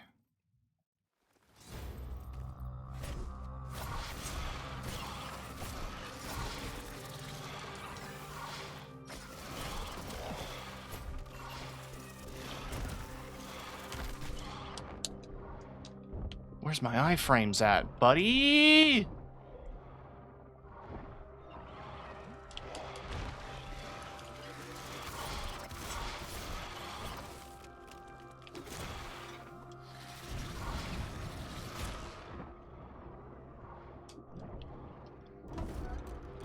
Where are my iframes at, buddy? I thought I had those. It's a fucking video game.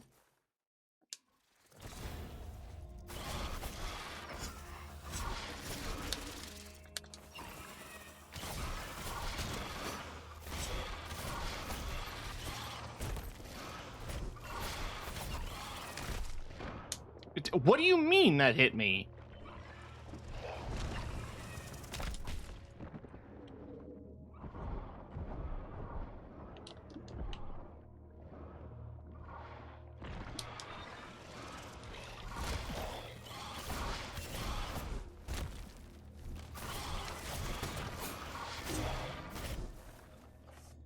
Die. Sick of this shit.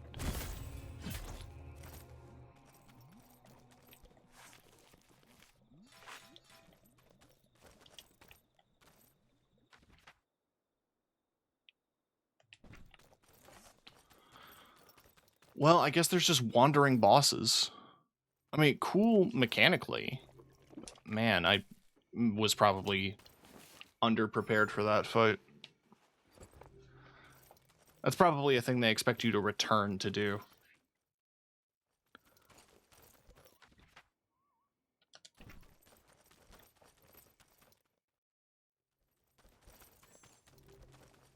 I passed it. I keep doing that.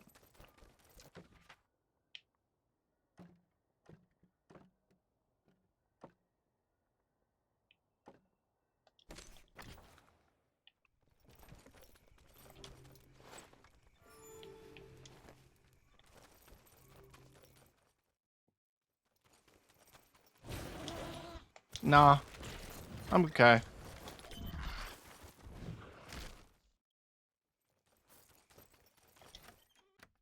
It's a raid! Fun with the raid. Oh my goodness gracious. Who could have guessed? I hope y'all are doing alright. For people who don't know who I am, that's a surprise. I'm one of the most... I'm one of the reoccurring guests on Fawn streams.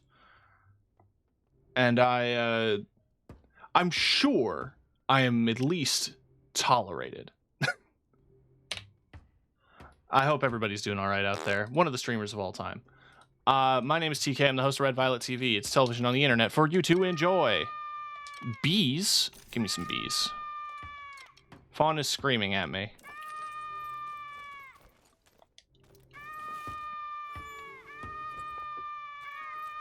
I'm being screamed at.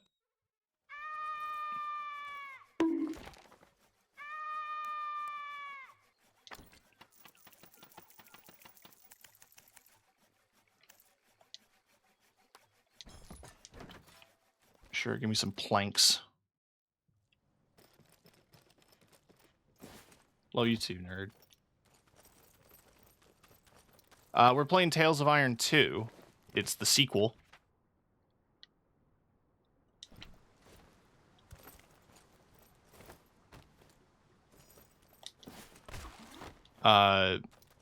In it, you are a rat. Your kingdom was destroyed by evil vampire bats, and you're running around the various animal-themed kingdoms and recruiting people to rebuild your castle. In this case, I'm in the owl zone for one reason or another. I'm in a well looking for some dude's fucking fishing rod. The mole people.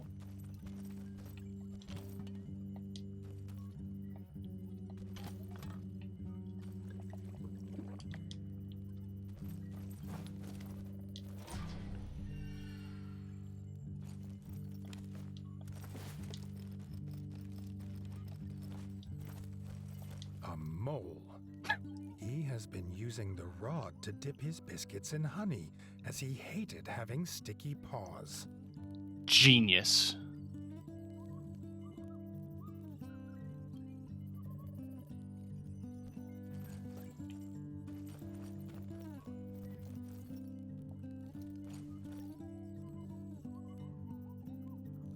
Okay. What do you want me to do about it?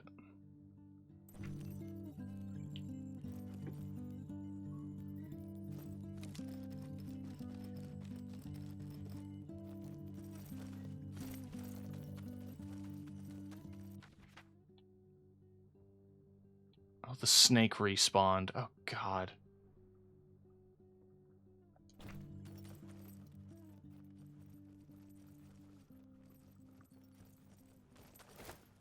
Okay, so I guess just bosses are endless, and that's a whole thing.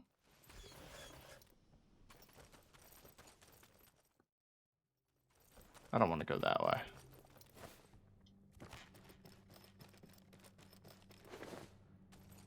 I have to get to a fast travel point. I have to figure out what the goddamn mole wants for the fishing rod. He doesn't like getting sticky paws, so maybe he needs something else to dip his biscuits in honey. Maybe he needs a knife.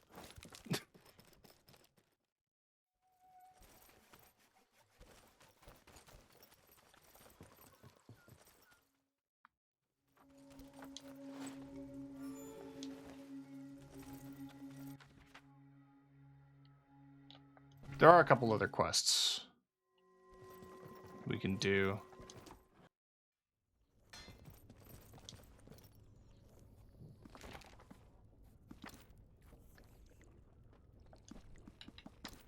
Alright, so that's repeatable.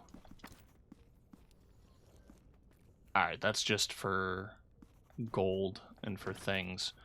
Alright. I'm not struggling for gold. So let's just head back. Wait, the fast travel point's up.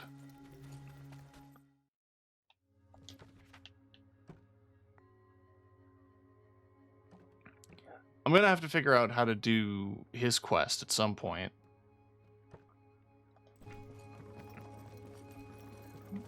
Are there items I can buy in the shop? Does not look like it. What about here?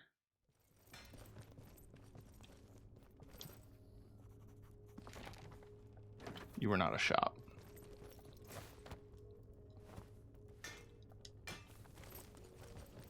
And you are a blacksmith.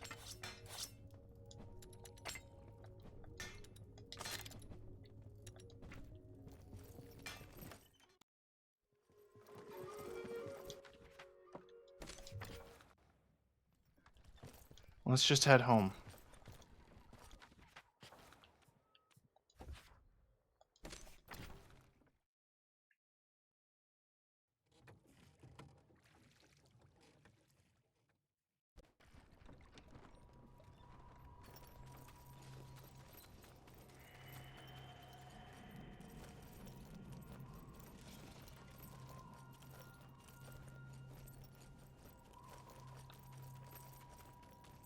Okay, I guess I gotta talk to the guy.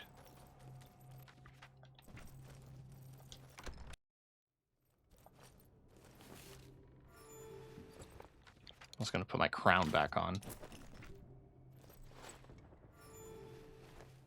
Because I'm king, damn it.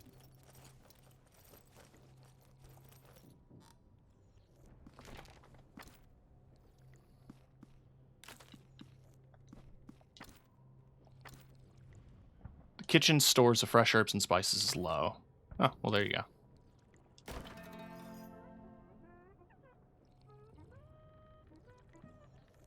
Rebuilt walls would not keep Winter's Edge safe alone.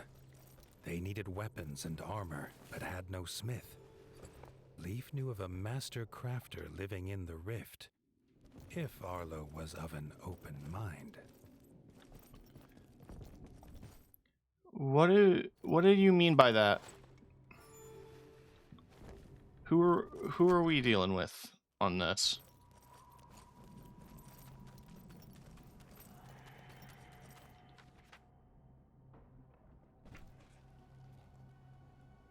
Also, did this map open up yet?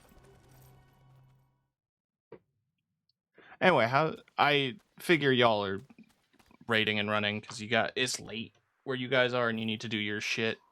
So I don't blame you. I appreciate you sharing your community with mine.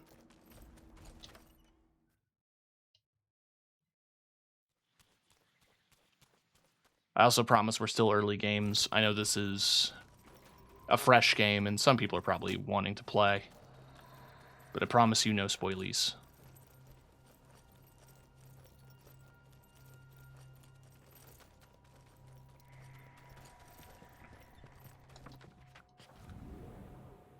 Alright, off to the rift.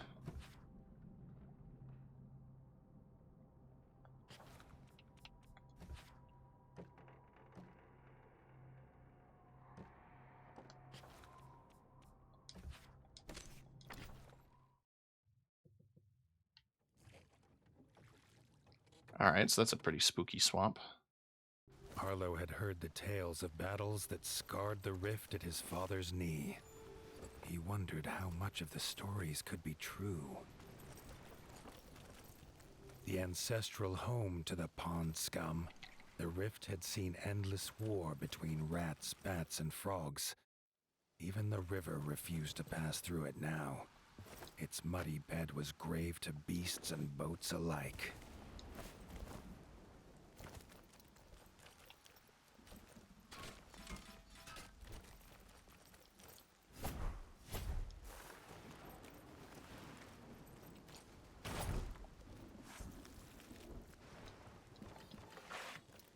$3.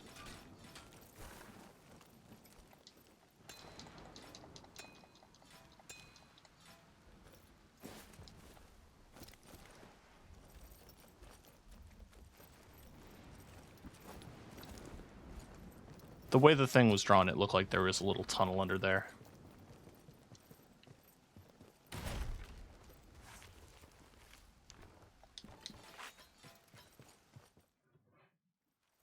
Arlo's foot slipped on something that was not another bone. Bottles were littering the muddy path now. Whoever left them could not be far.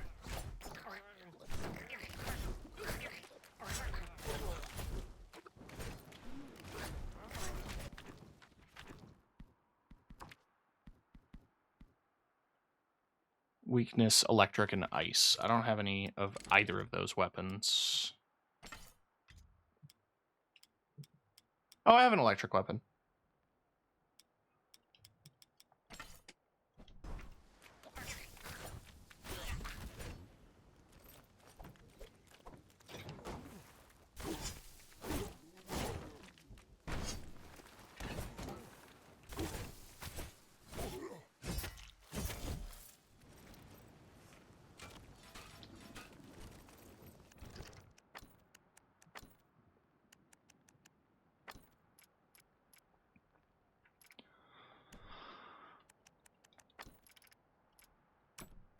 That's for you. I realize it's a little dark.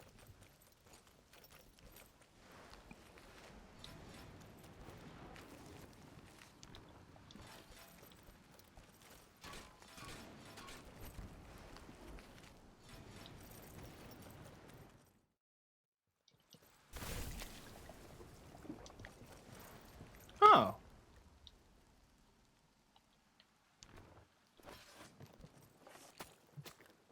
Interesting. Just a very familiar looking war machine. Ooh, we got Spideys.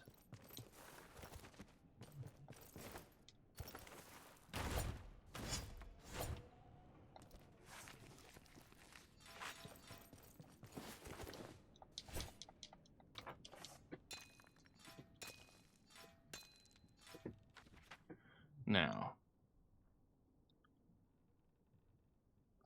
we are not heading the intended path. So I'm going to keep going this way.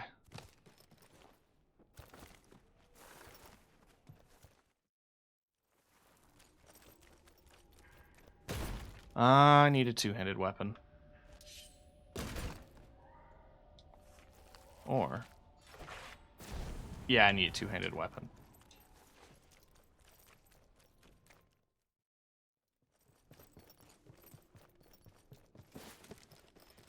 Fine. This might be where they're introduced, but we'll have to wait and see.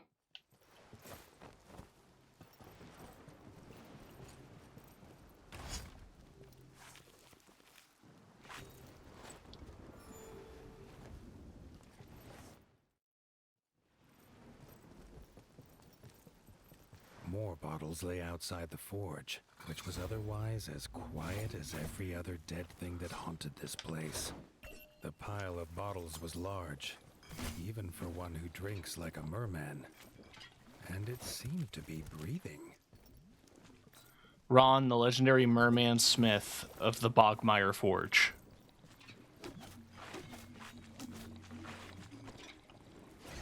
Ow.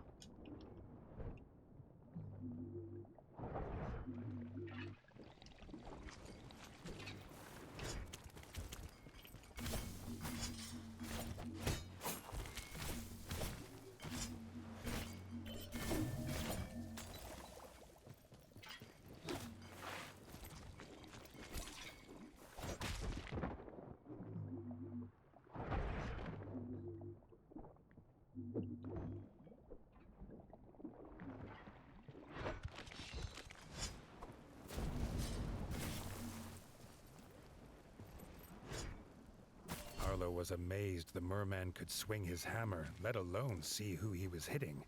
A couple of Good thumps job. on the head soon brought him to his senses.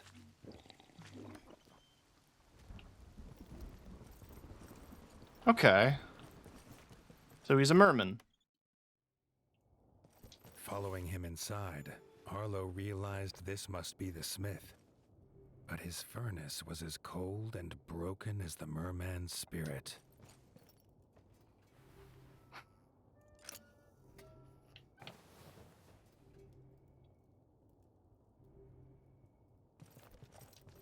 The smith hunted bottles as he told Arlo of his woes. The frogs had attacked the village, kidnapping his wife and apprentice daughters. He would not light his forge until they were home. This was a problem Arlo swore he could solve. The smith took some strength from this. He introduced himself as Ron and flashed a grin, telling Arlo the frogs didn't take everything.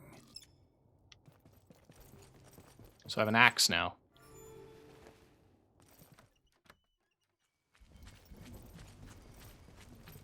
Right? Is that a...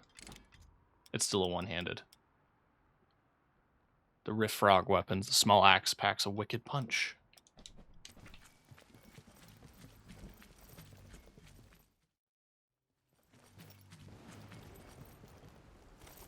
Oh, is he... yeah, this is the tutorial for two-handed weapons, I suppose.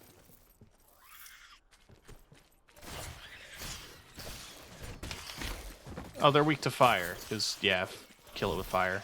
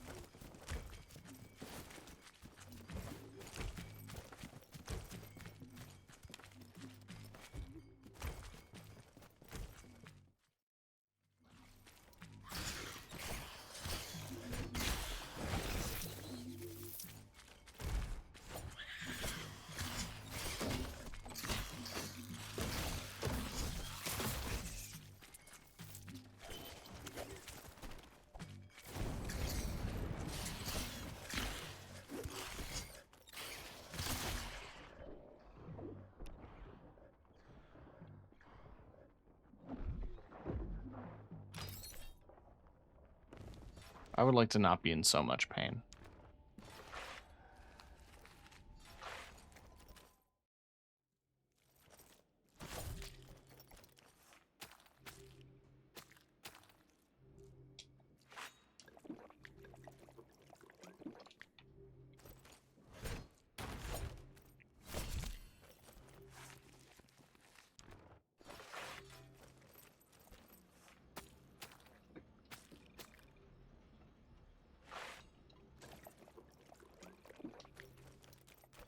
Alright, save.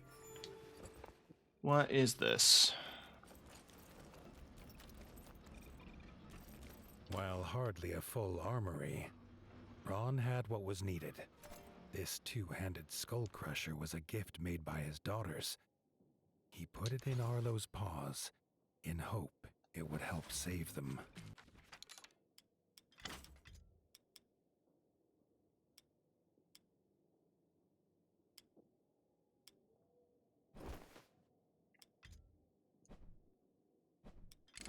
Alright, so now I have a two-handed weapon.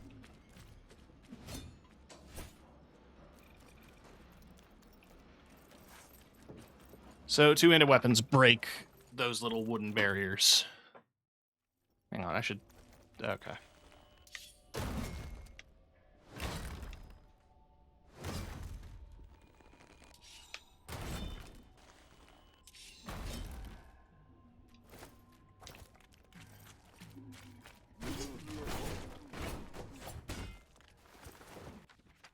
Right, they're weak to electric.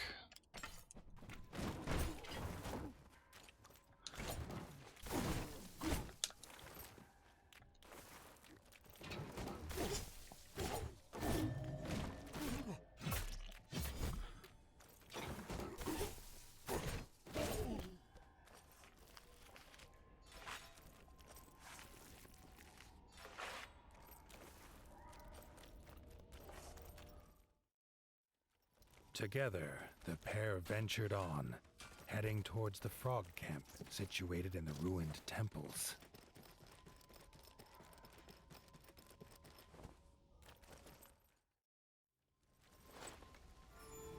The Whale Boneyard. Ooh. Quick save.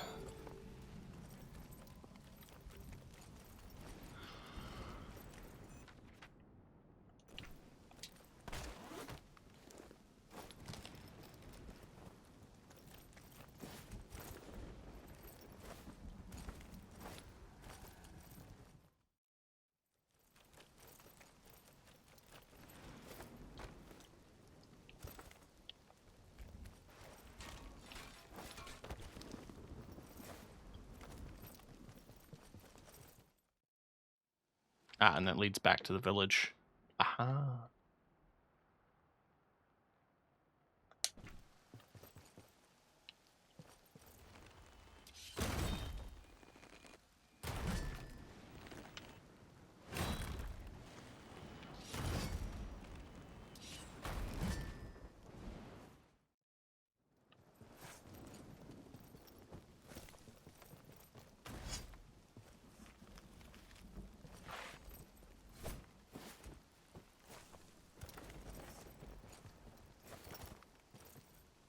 Alright, no, like, secrets or nothing.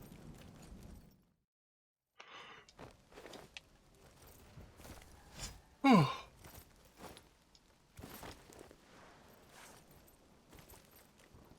god. Okay.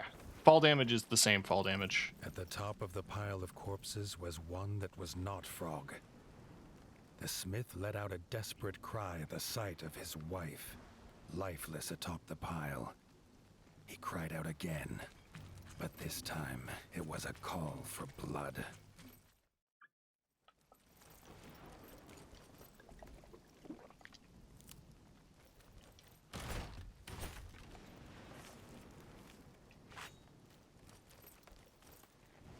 Alright, we need a key.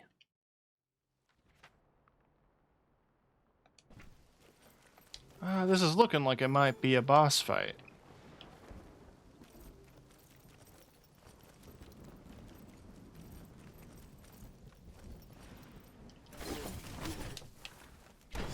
No, just...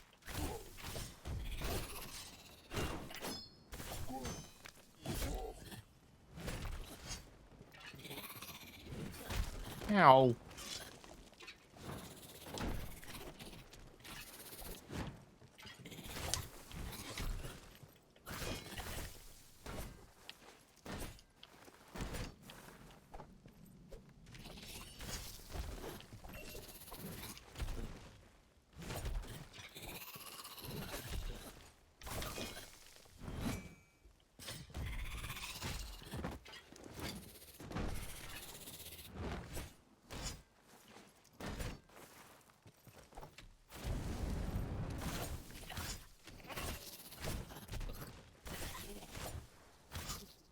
I took off his helmet.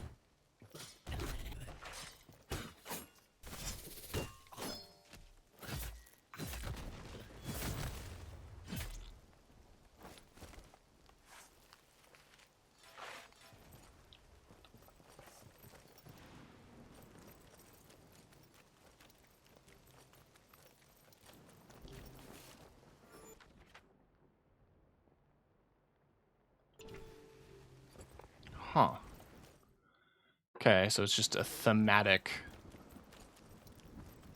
detour. The old rat that stood before Arlo was barely able to raise his head, and his one cloudy eye felt as though it was looking through the warden.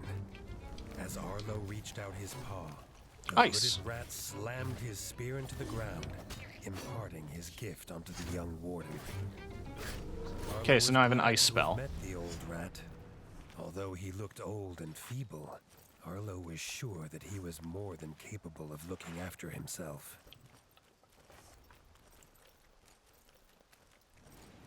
I wonder how the spells are going to come into play beyond just, like, being big attacks.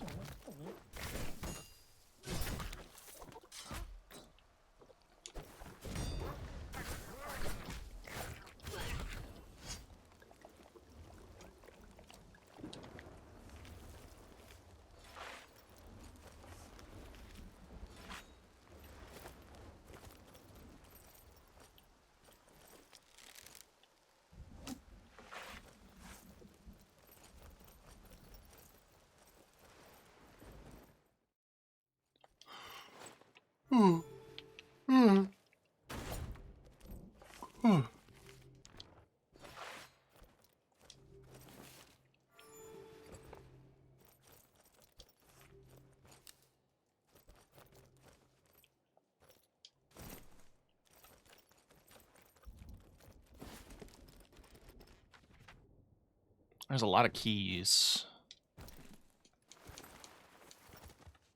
I just don't have.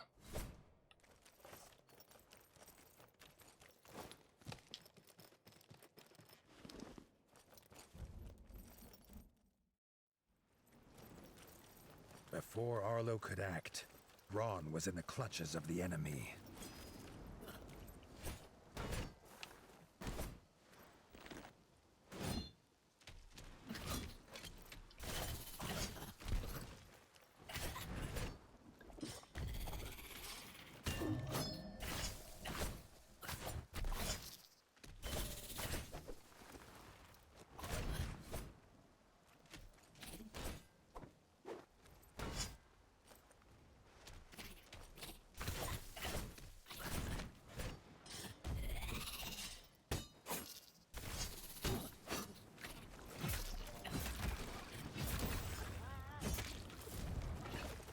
Thank you, iframes.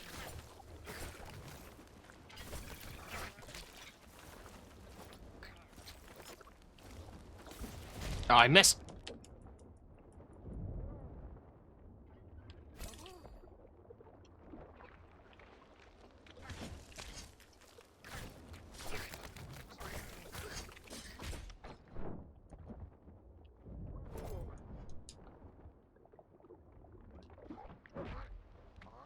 I thought I parried it, but okay.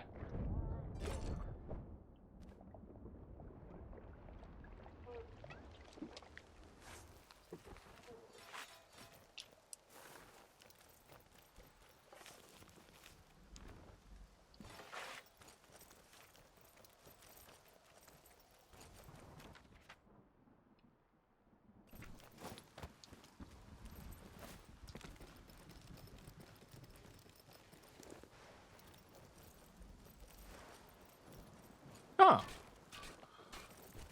Well, there's the helmet of the Dark Paladin. Or the Dark Crusader. He spread the teachings of Aureus.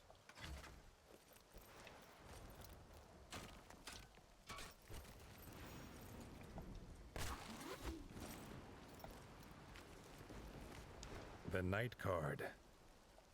Although considered a common card, in the right paws, it has a great deal of power.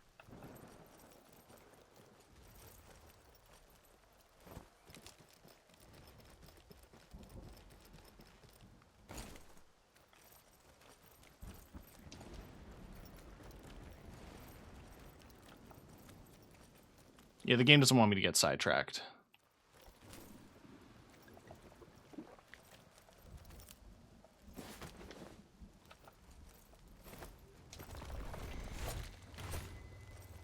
Oh. What do you know?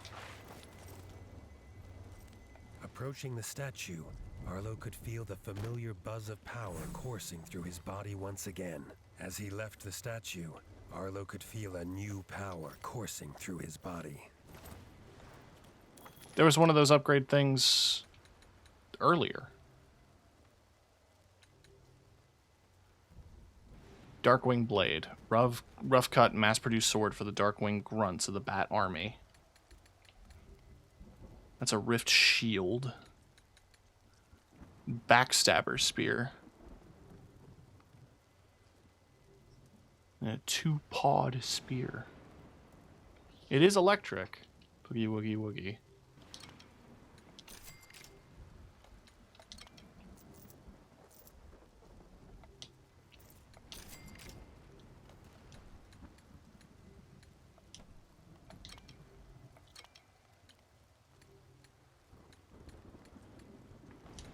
Okay. Don't got no dupes yet.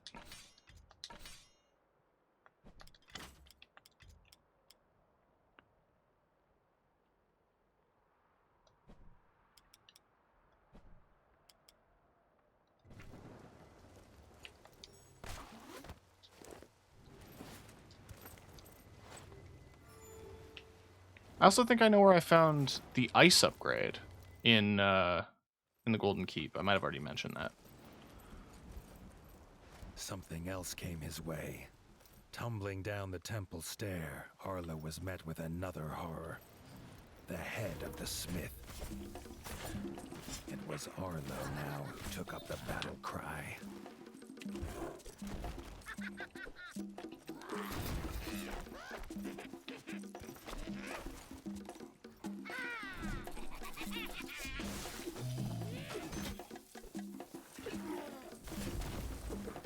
Okay.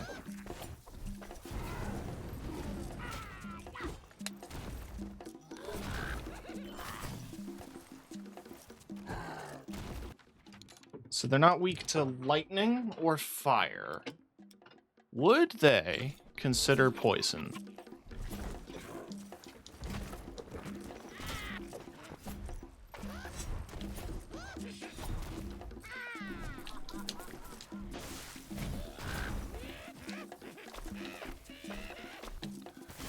Okay, poison, really effective.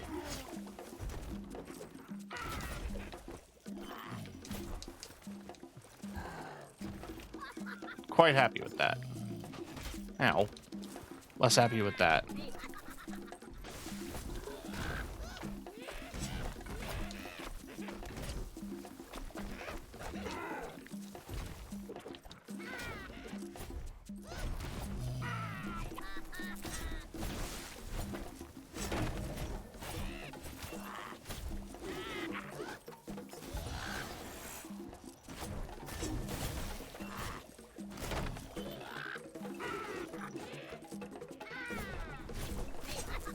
As the battle becomes more desperate, the music becomes more intense.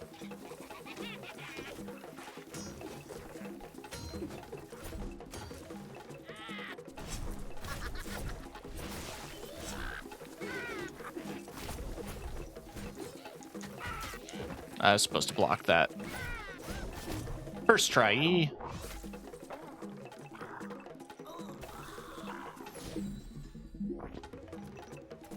tried not to think of how many friends, old and new, lay dead.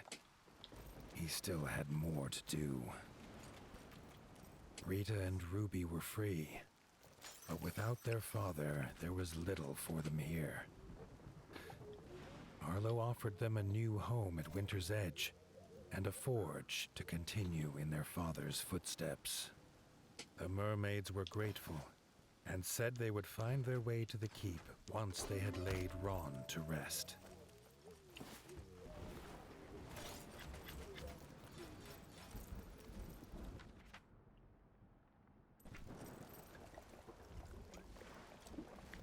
Well, that's fucked up.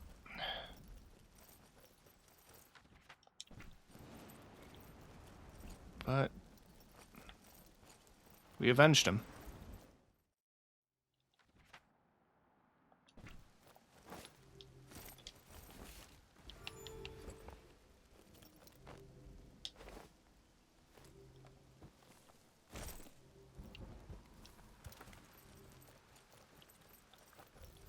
So it's already used. Yeah, it's like broken. Yeah.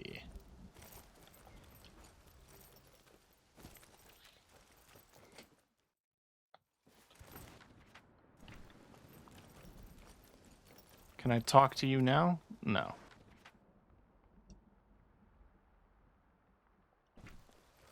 But I do have the key, which means I should be able to unlock some of the previously locked doors.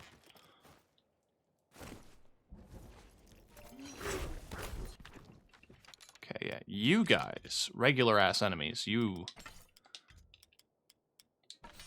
tend to hate electricity.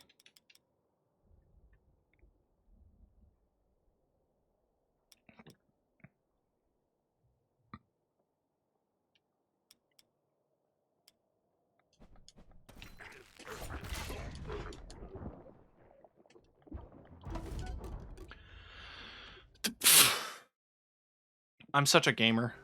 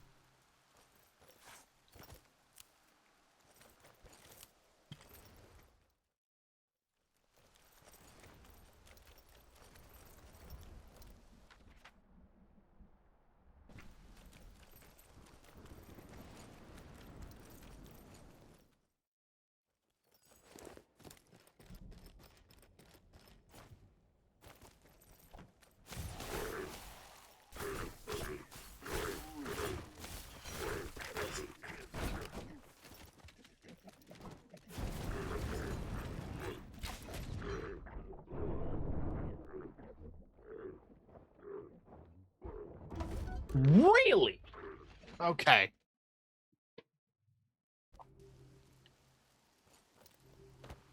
Okay.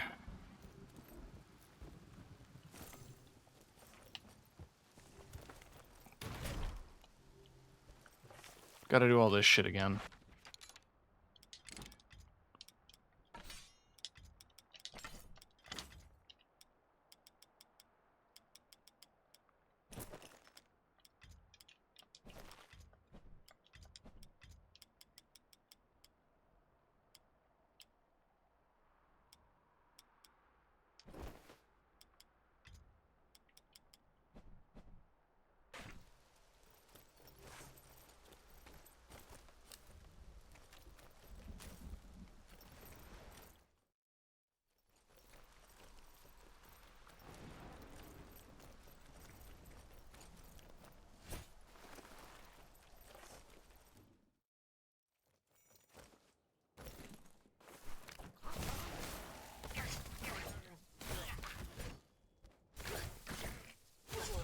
Oh, the enemy type changed. That's interesting.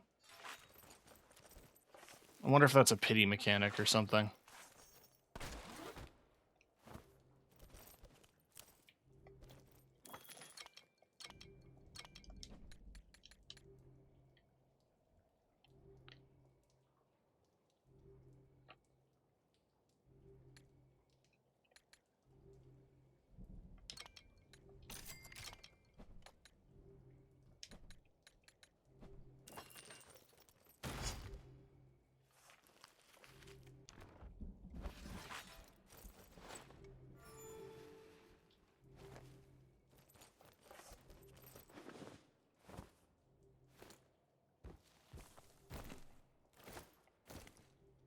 I guess it's not that key.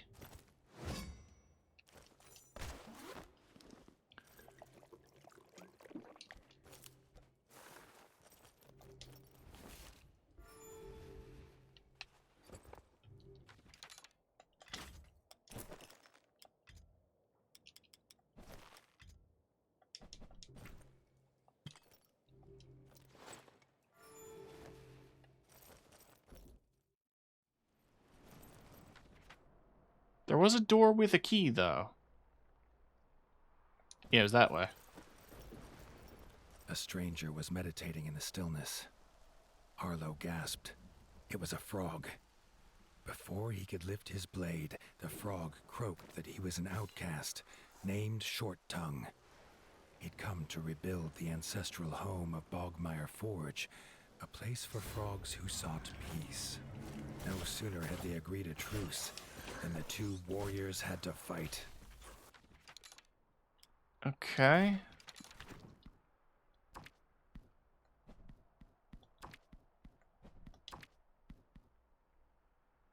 Weaknesses, fire, and poison. Okay.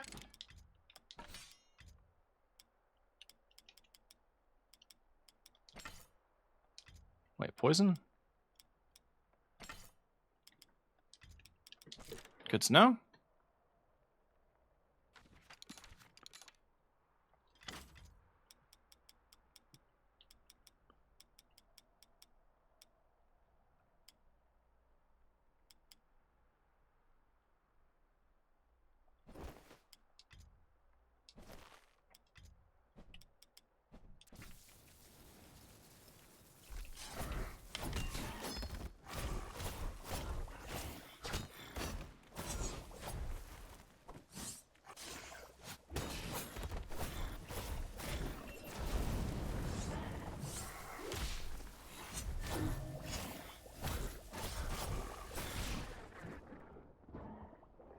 Ooh, that's a spicy meatball.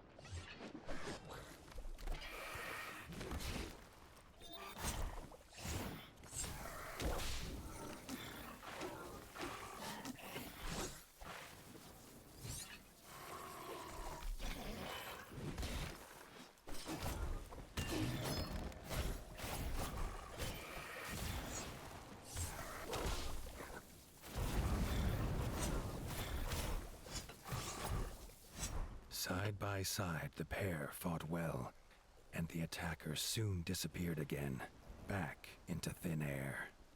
Persuaded of the frog's honesty, Arlo left Short Tongue to his quest for peace. In Ooh. return, the frog swore Arlo would always find a warm welcome there.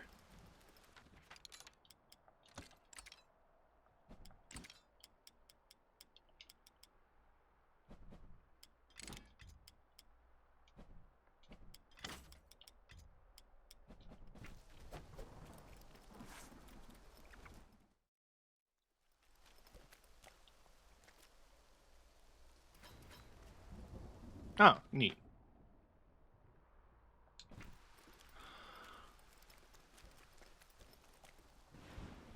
So what key do I have then?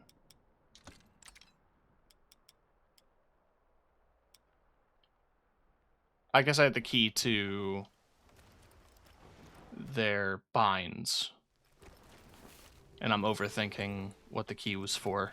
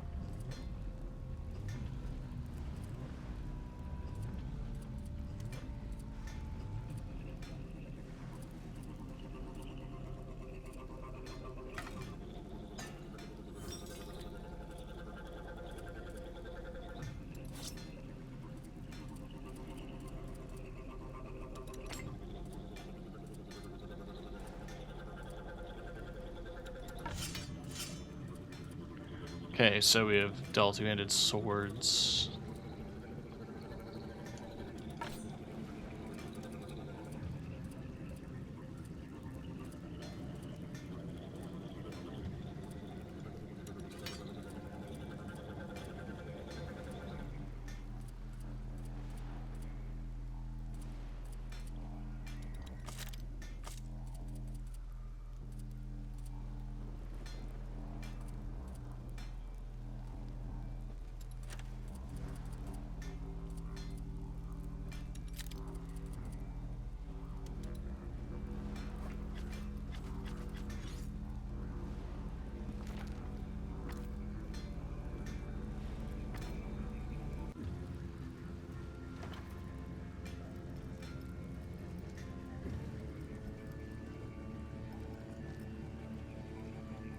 He lost his glasses. Maggie was gifted at finding shiny treasures, but had lost her precious silver spectacles.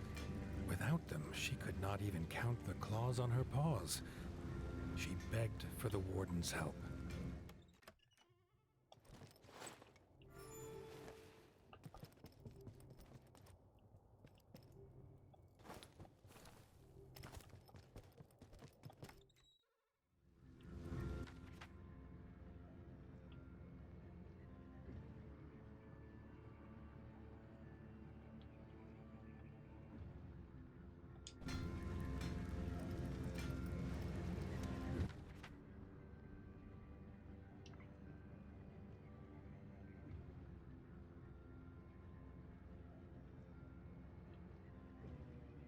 I don't see any wood posts that I could build, which is a shame. I don't know where I would begin to look for her glasses, is the thing.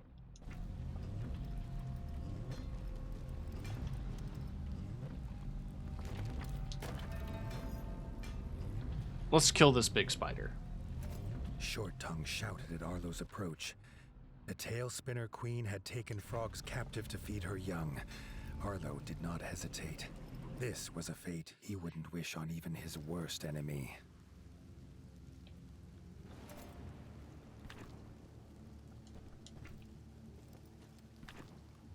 Weak to fire and electric.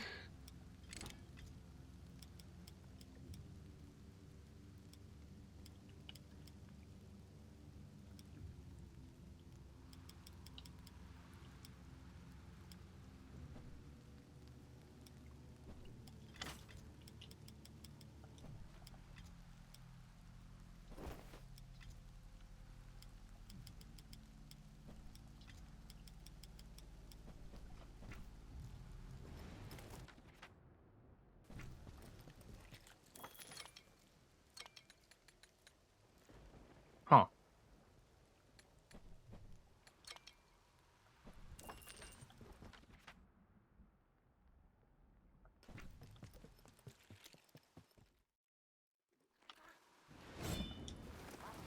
They crept up on the eight-legged monstrosity as she ensnared another frog in her webs.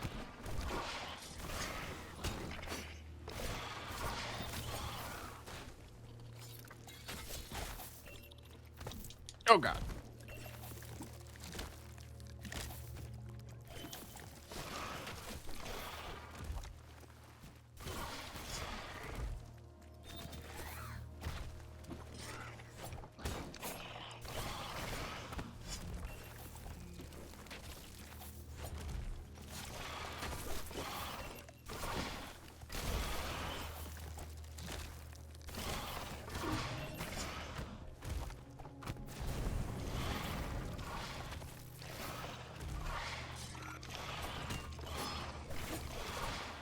Okay, so I'm a gamer. I'm like really good at this.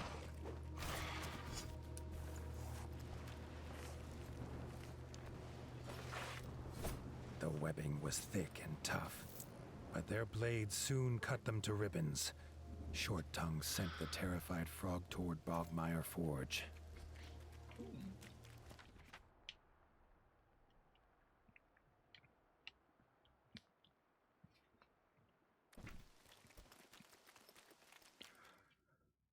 Okay.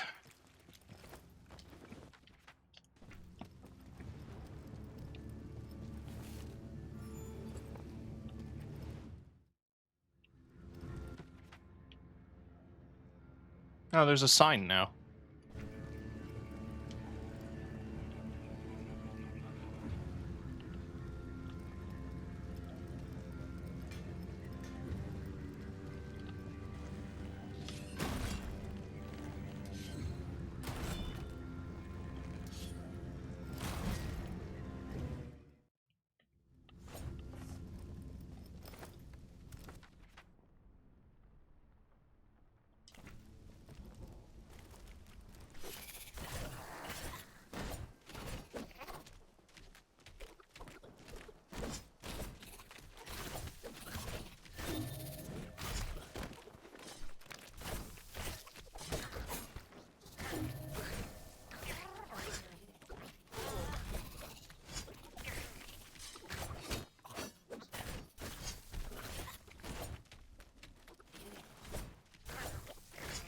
Die. Thank you.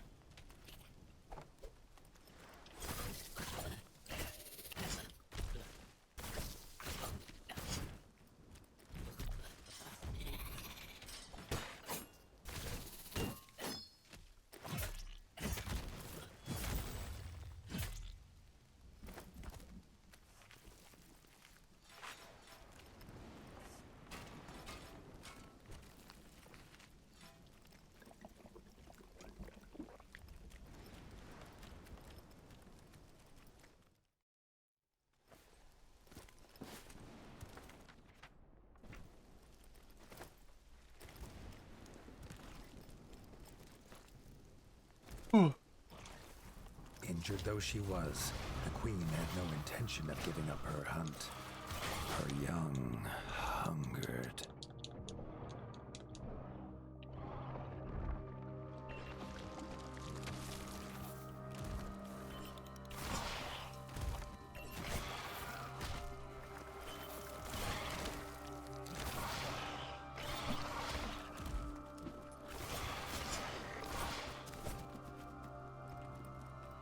Another villager freed. They too headed for Bogmire, and Arlo wondered how many more frogs it could take.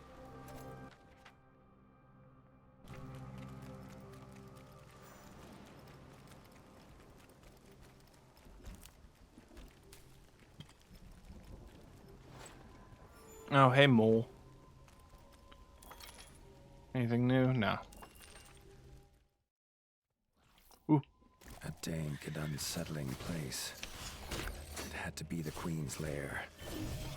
Arlo wondered what his father would say if he could see him risking his life for frogs.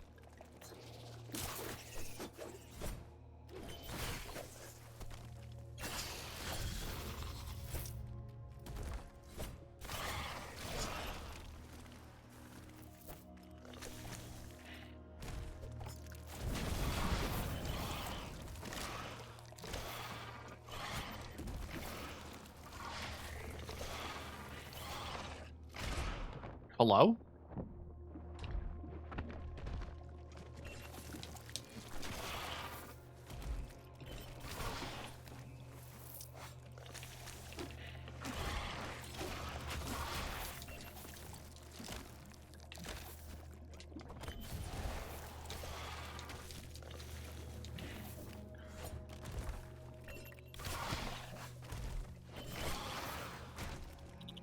This little guy wants to sit still. That'd be wonderful.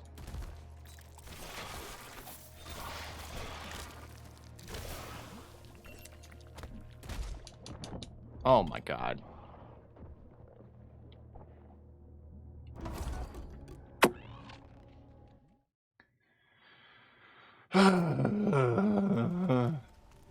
Okay. A dank and unsettling place.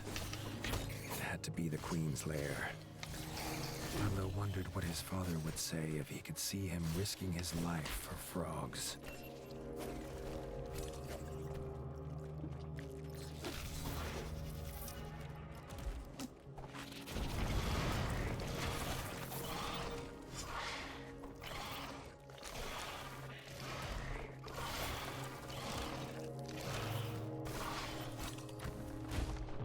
God.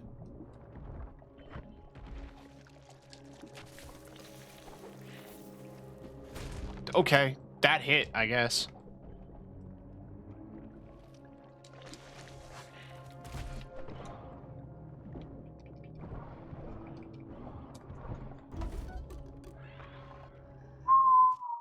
We're gonna have to hear that line about what my father would say if he saw me risking my life for frogs a couple times, because, what the fuck? Dank and unsettling place. It had to be the Queen's lair. Arlo wondered what his father would say if he could see him risking his life for frogs.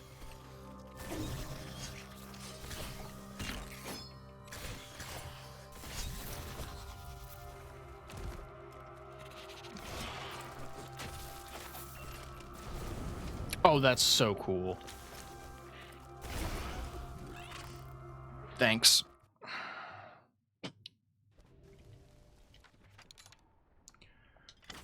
Fine, I'll put on the poison resist.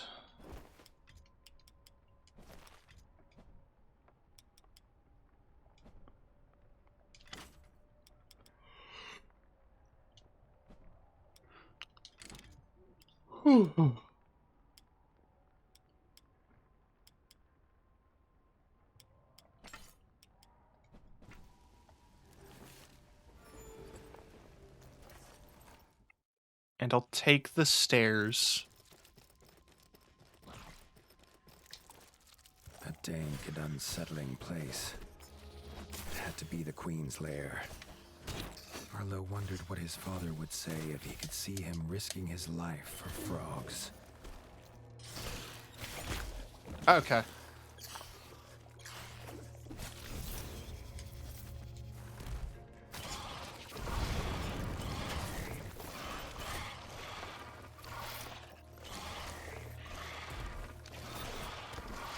Okay.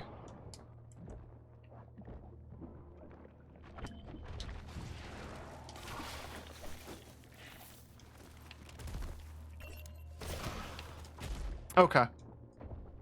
Okay. I guess I just lose. I guess that's just how this is gonna go. I'm just gonna lose every time. A dank and unsettling Clinging place. Lace. It had to be the Queen's lair. lair. Arlo wondered. I died in 2 hits!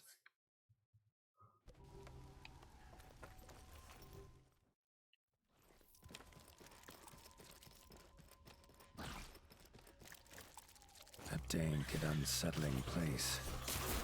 It had to be the Queen's lair. Arlo wondered what his father would say if he could see him risking his life for frogs.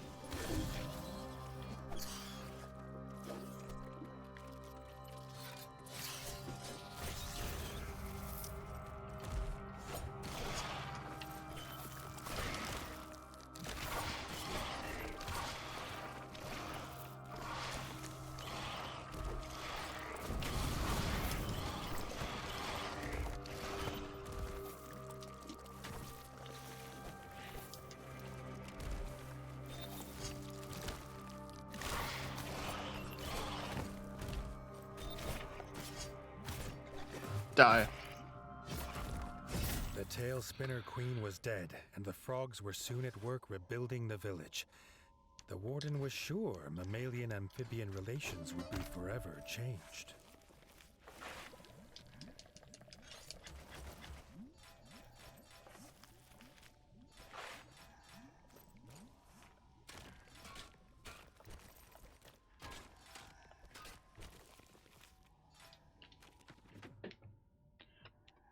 You know what? They may be.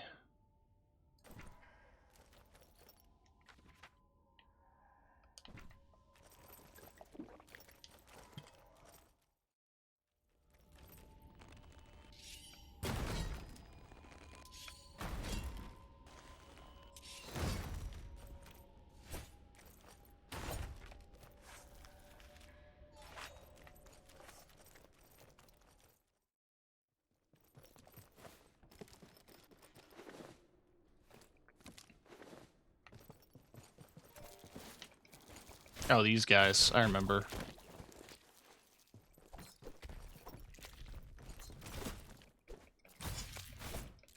Annoying little fuckers.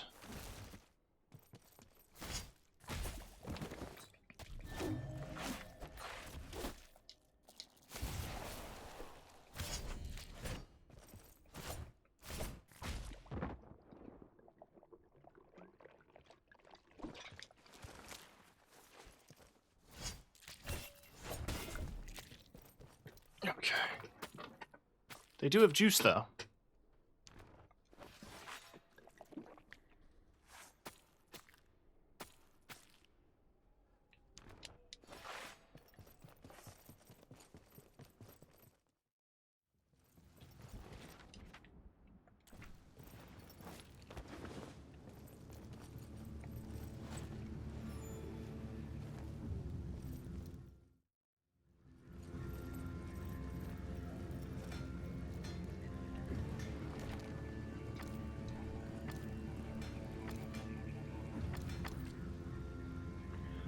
The new frog villagers grow hungry, but are afraid of the fierce frog tribes. They won't leave the village to find food.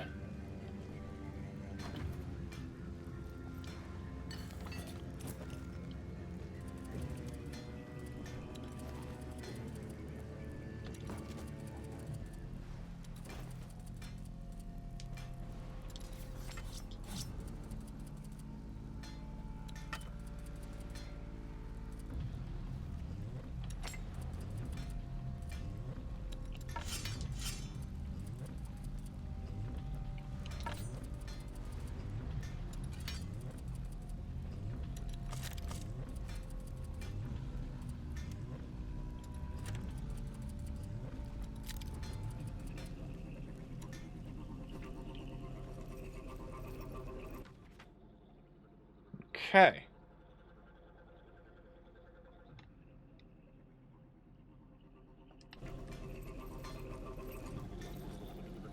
We shall head out. Wait, can I just straight up?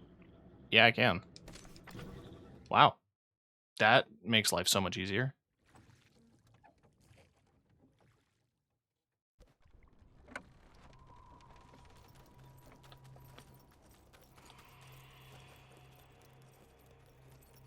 Kingdom's still looking like shit. Hopefully, with the first 2 recruits, we can work to improve things somewhat.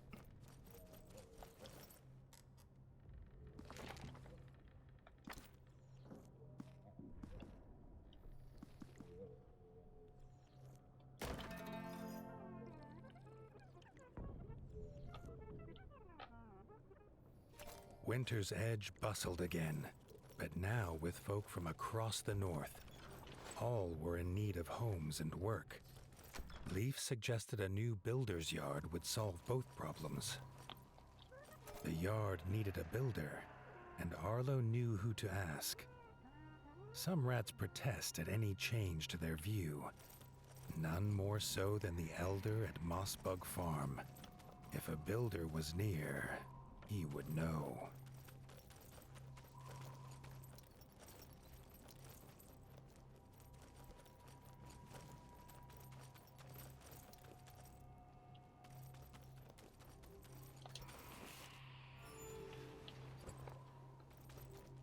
So now we begin to explore the nearby foothills.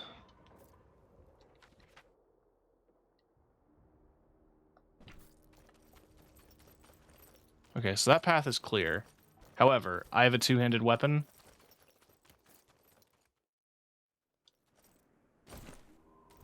Which means I can now see what this is.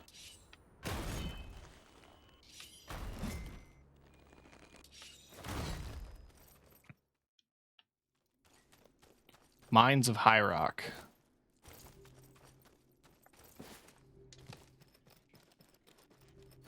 A pole.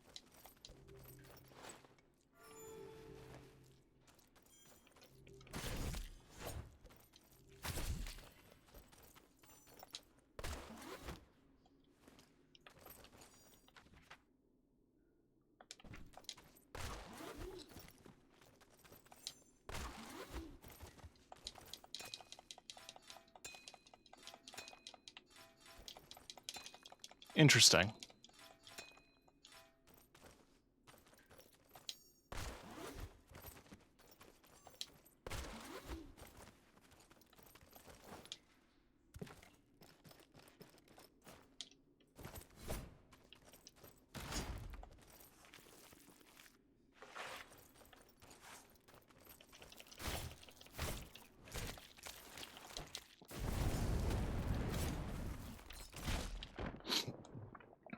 I was holding the wrong button to block.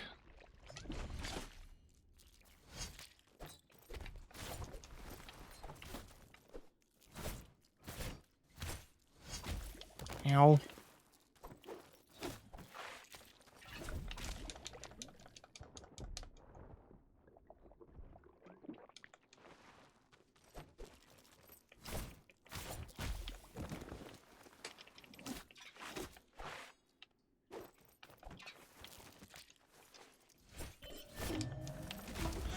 What the fuck do you mean? Oh my god.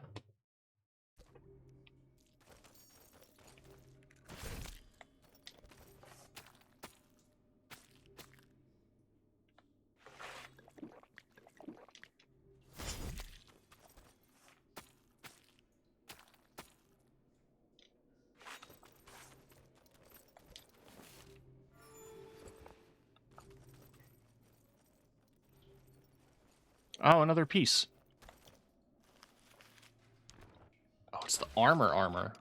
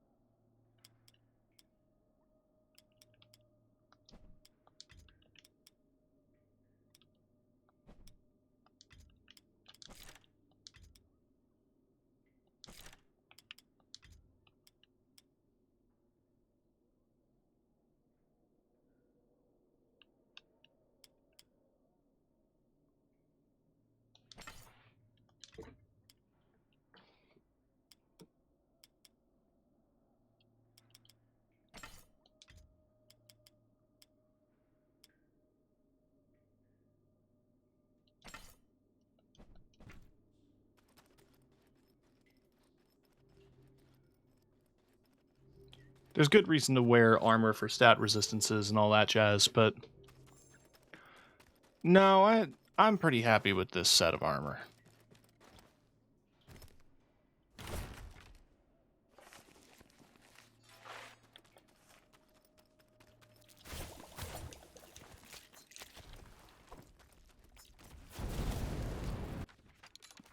What are these fucking dudes weak to?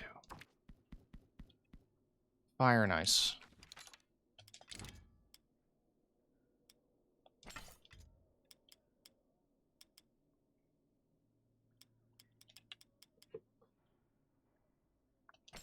I guess it really is just the axe.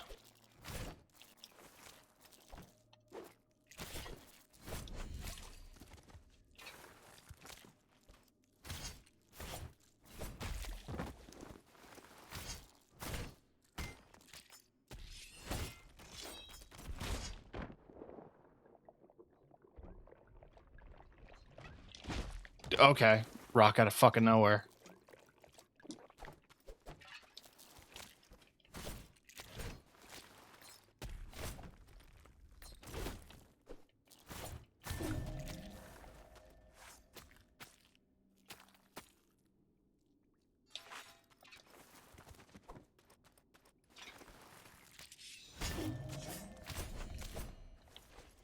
There we go.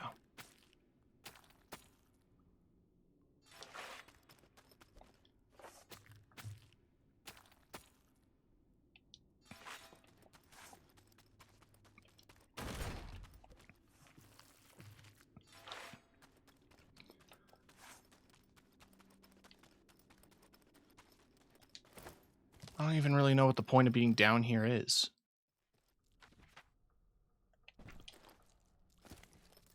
Well, we found a mole tunnel.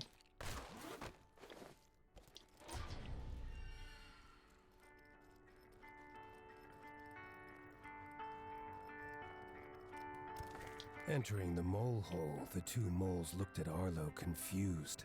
They were expecting a delivery of bug burgers, but it was clear Arlo didn't have them. They offered to pay him handsomely if he could deliver them quickly.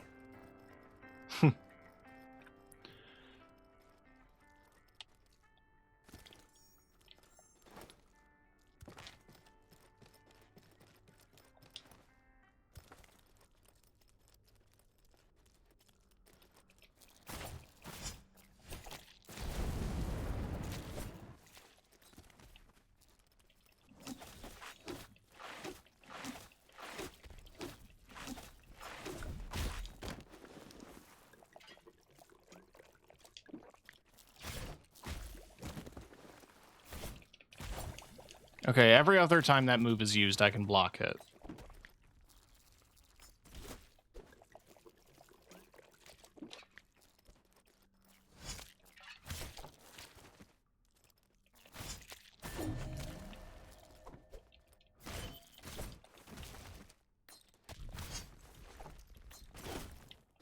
Chop.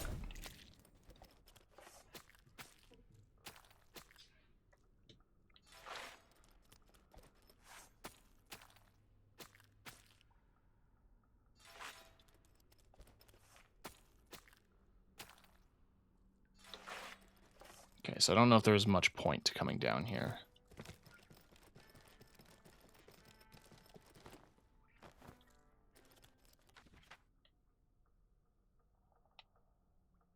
They want an item I don't have. But so does the other mole person. Right, that was that guy.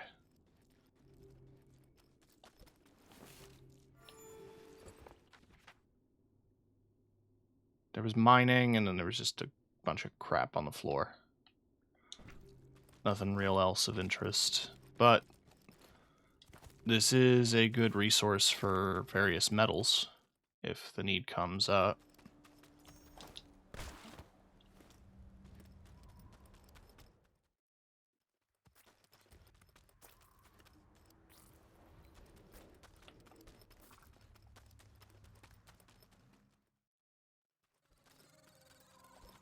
The glimmer in the dirt revealed an ancient runestone, perhaps fallen from one of the pillars that encircled this tomb.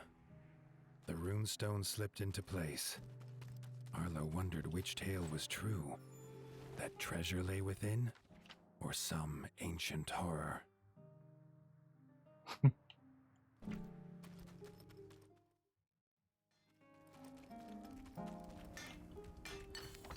I'm thankful you guys aren't, like, completely destroyed.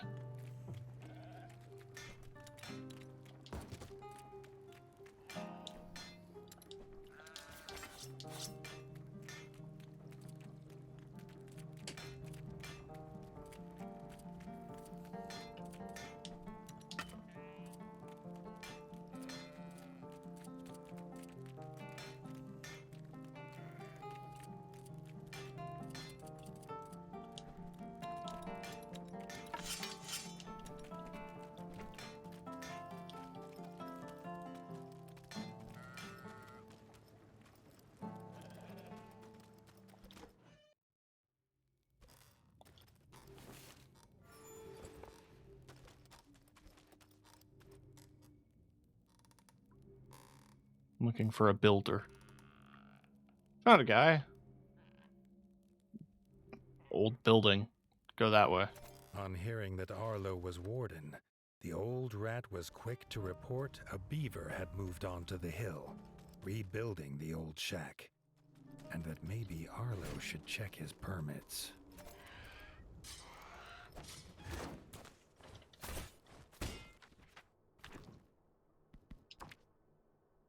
Ice and electric. Well, I did just get an electric sword.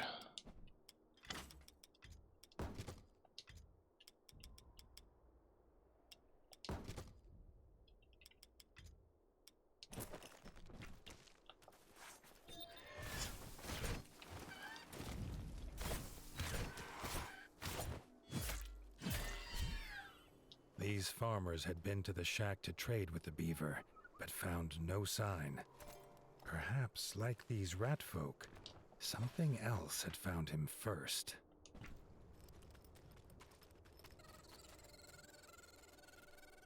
Cave.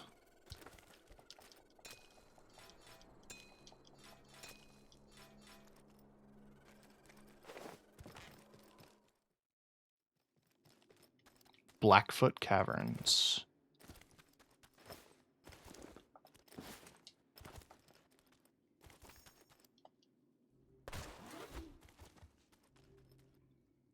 Oh.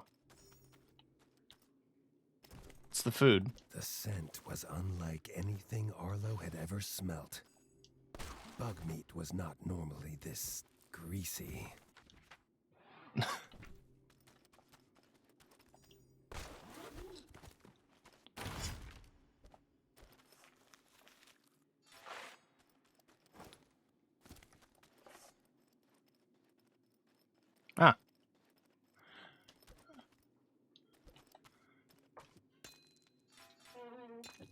So I found a similar one of these with what I think is the Frost Rune. That looks like a lightning rune.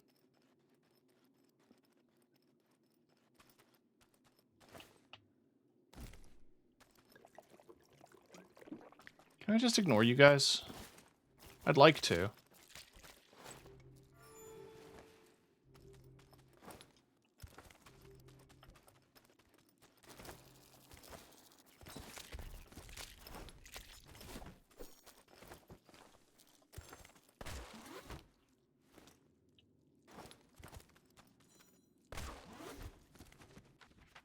Okay.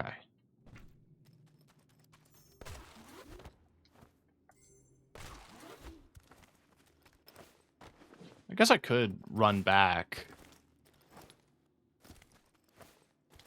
And drop off the burgers.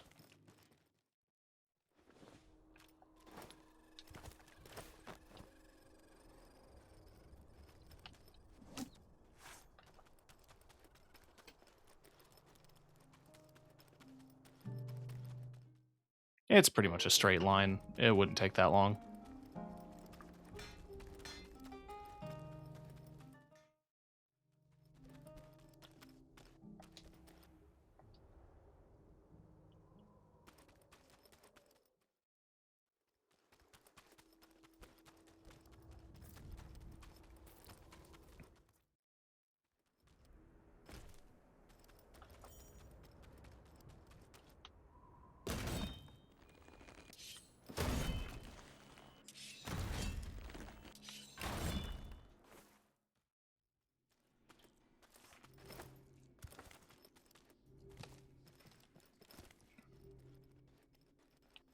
Wrong way.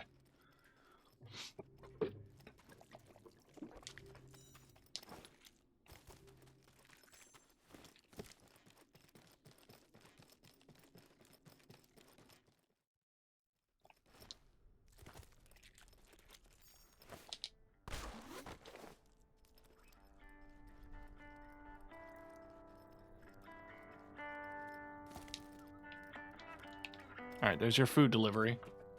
Arlo's stomach grumbled, but he was happy to see the moles enjoy their meal.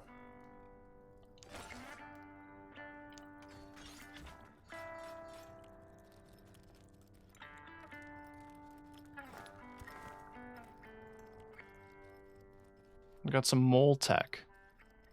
Got a big mole hammer. It's pretty cool.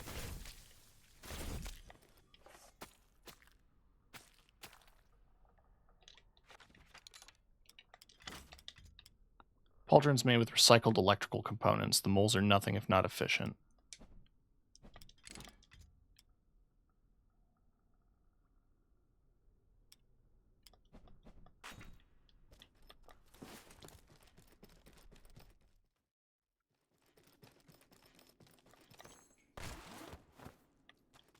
All right. I think we wrap up this little section and we call it. So I go rescue this beaver. And we're going to go to bed because it's 3 a.m.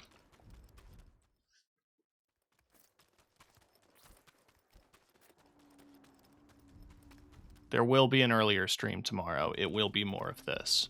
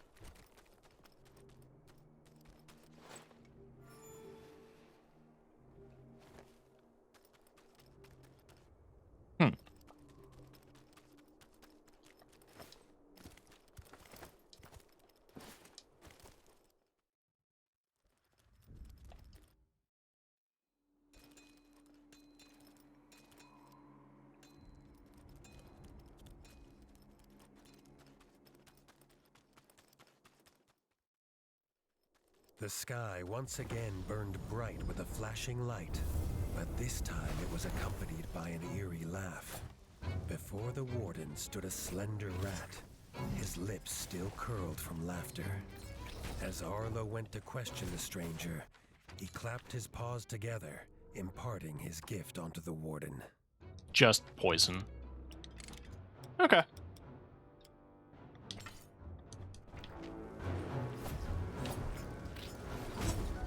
I died, apparently. How long is that walk back? Okay, thank God. Okay.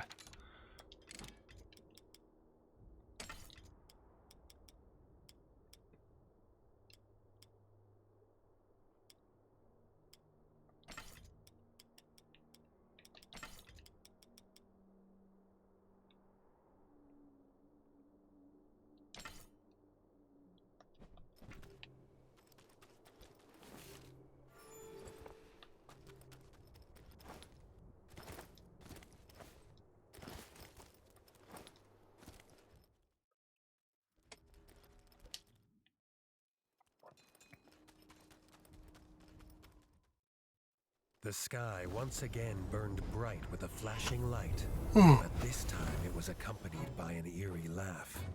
Before the warden stood a slender rat, his lips still curled from laughter. As Arlo went to question the stranger, he clapped his paws together, imparting his gift onto the warden.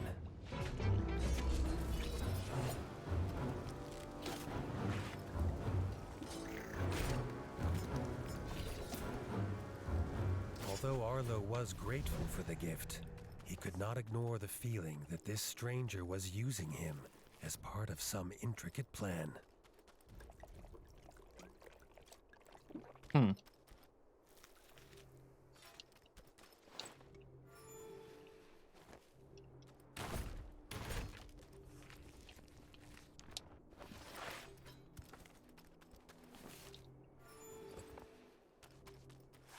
At the shack, the only clue was a tuft of fur and half-chewed logs, until he heard a snarl that stood Arlo's fur on end. A backstabber pup. The pup's nest would not be far. Arlo feared for the beaver's fate.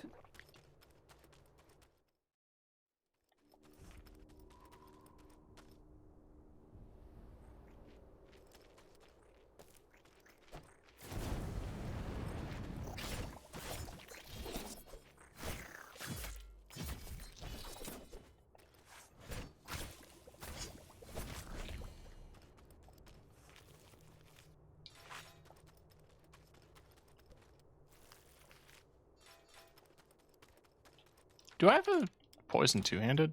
Not yet.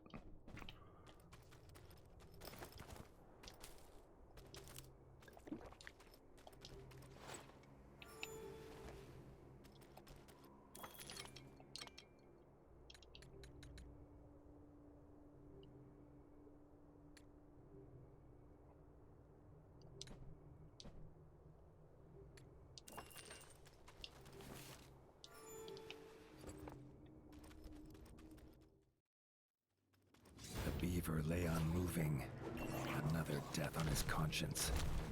The culprit stood before him. Arlo did not have his father to aid him. This time he would fight alone.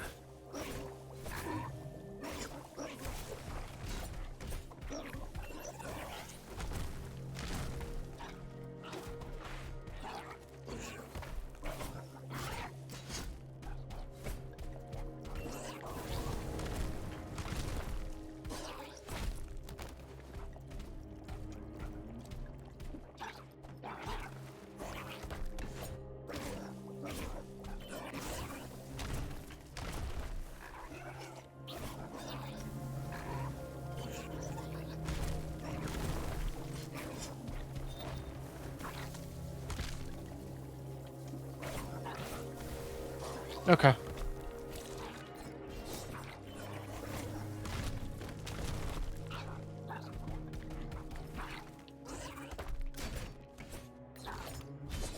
I blocked that, but okay, game.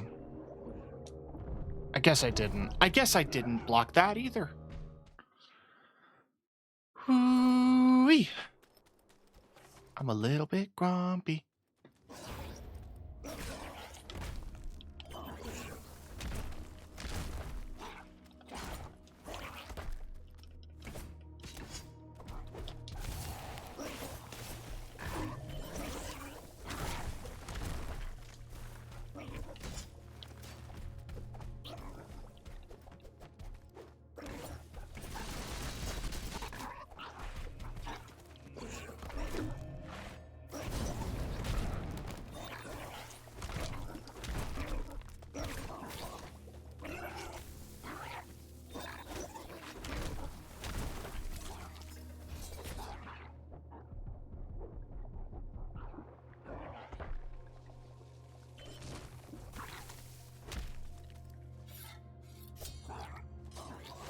Okay. Okay.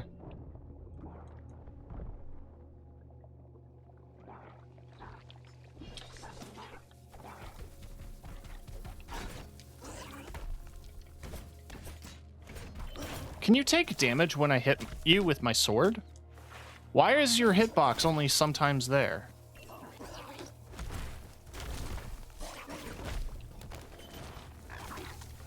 Oh my god.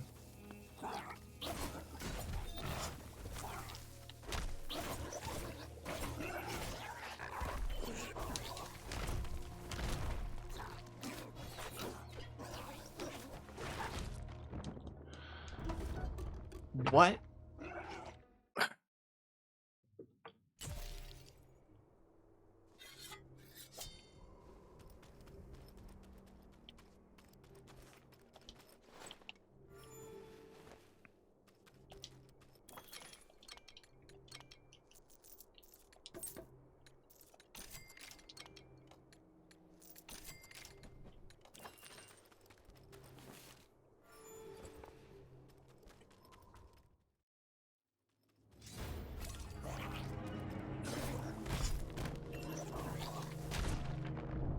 Really?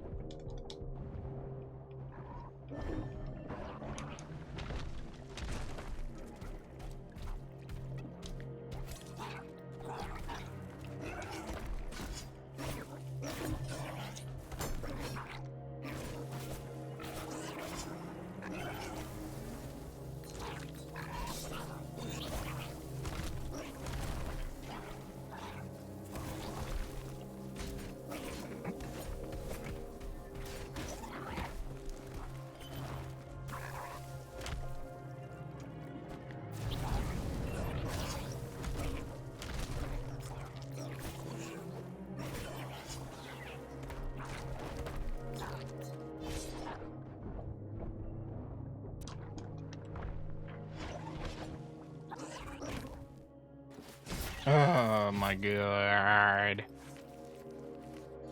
That shouldn't have been as hard as it was. The backstabber lay defeated, and Arlo paid his respects to the beaver, who leapt up at Arlo's paw. Playing dead had spared his life. A chance to work and live at Winter's Edge brought a sparkle to Billy Beaver's eye. He could not wait to get his teeth into the stone of the mighty keep. Arlo hoped he did not mean it literally.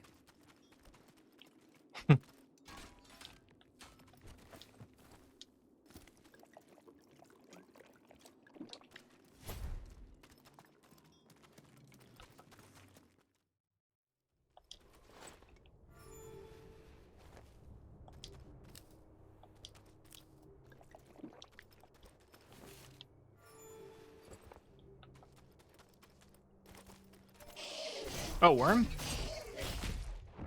Why do they do so much damage?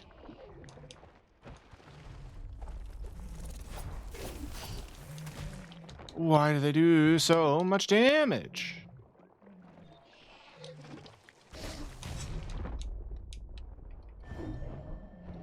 Why do they take so little damage?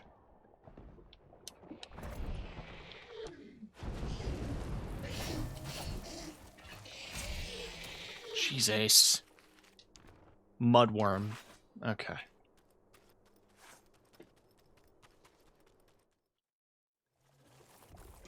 Hey, guess what I don't want to fight? More of them.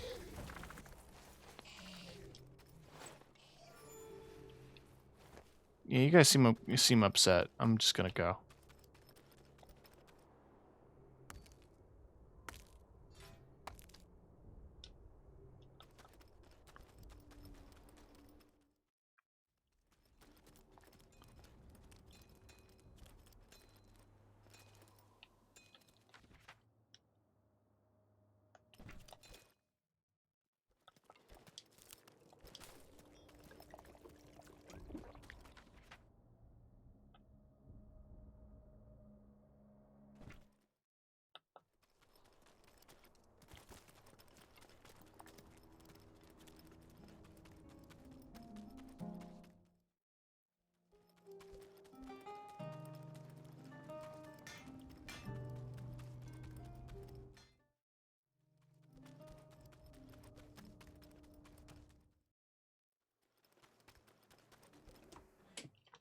Back to the castle.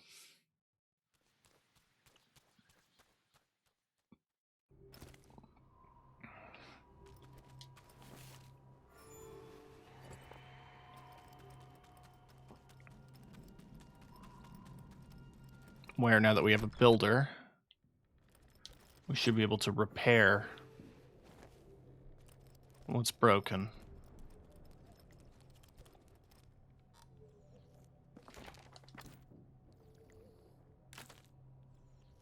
Am I not doing that right now?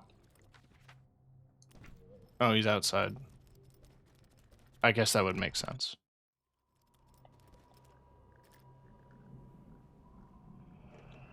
I need wood and I need stone. The Builder's Yard allows Arlo to upgrade the Winter's Edge with new shops. Winter's Edge has 4 plots of land that can be upgraded with different shops. All 4 possible upgrades are shown here, but none of them can be built without the Builder's Yard. This panel shows the shop's upgrade tree. Required upgrade shows previous building that is needed before the currently selected shop can be built. This area shows many materials needed. Okay. Cost and build. With Billy Beaver in place, work could start on the Builder's Yard. With enough materials and gold, Arlo would make Winter's Edge a place beyond his father's dreams. I don't have the chef's pot for that. I also don't have the golden beak for that. But do I have... No.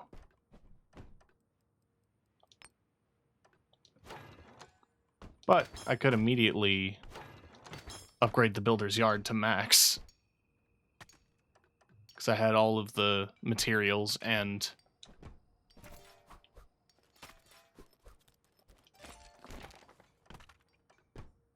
Oh, decoration.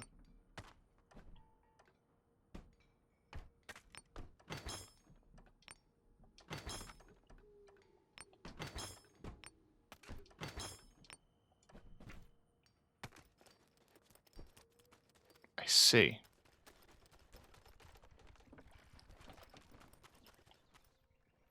So that was the smithy.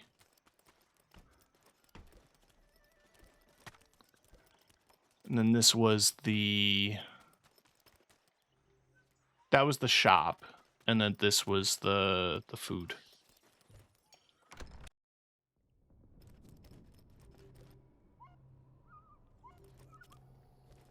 I'm requested upstairs in my own house?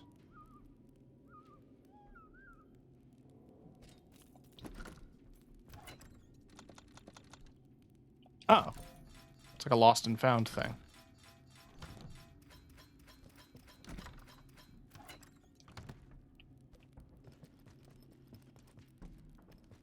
Okay.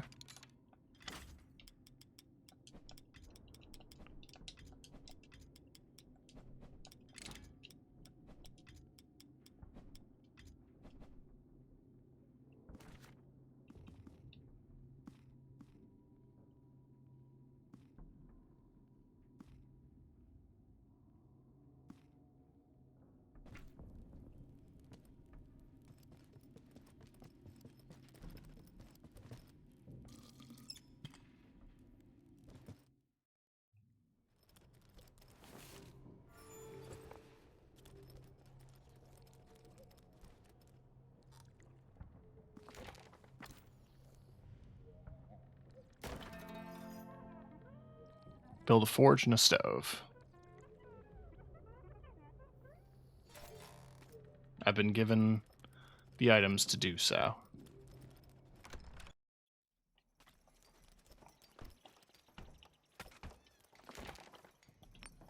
So that's where the forge go. Okay, so the upgrades require specific items that I don't have yet.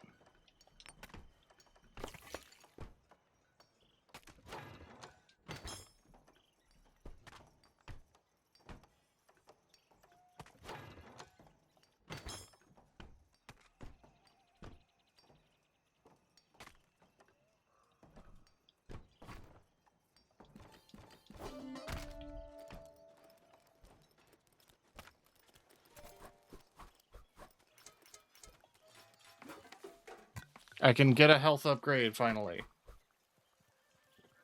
It's fish and chips.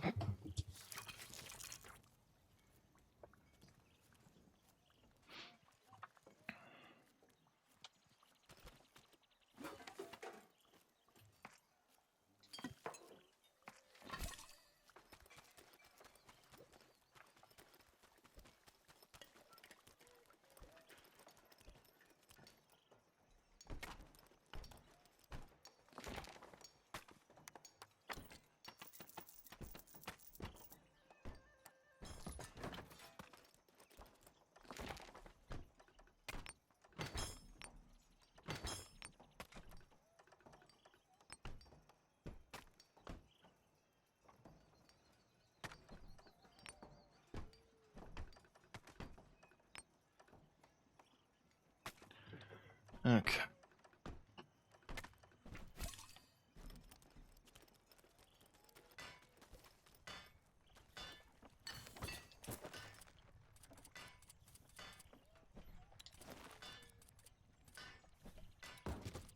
I guess as I upgrade the smithy, it lets me get to the other tiers of the different armor and weapons, I'm assuming.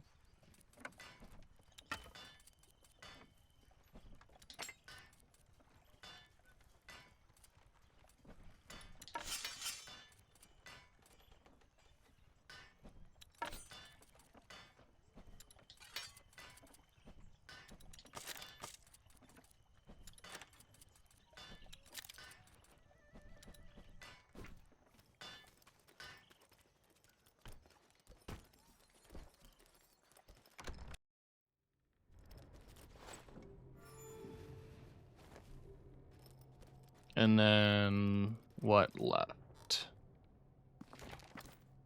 Rescue the Rangers. Lone Ranger came seeking a warden, barely alive, after a bad attack on his father and brother. They're still in the rift and in need of help.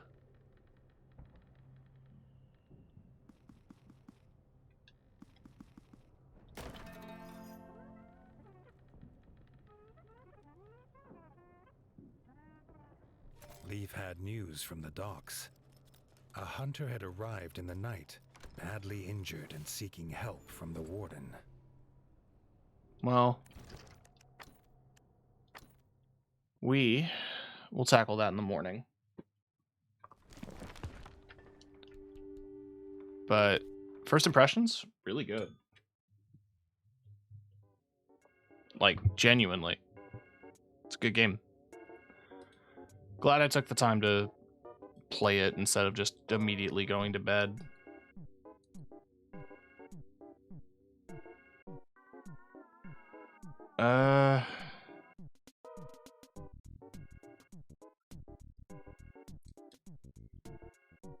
Checking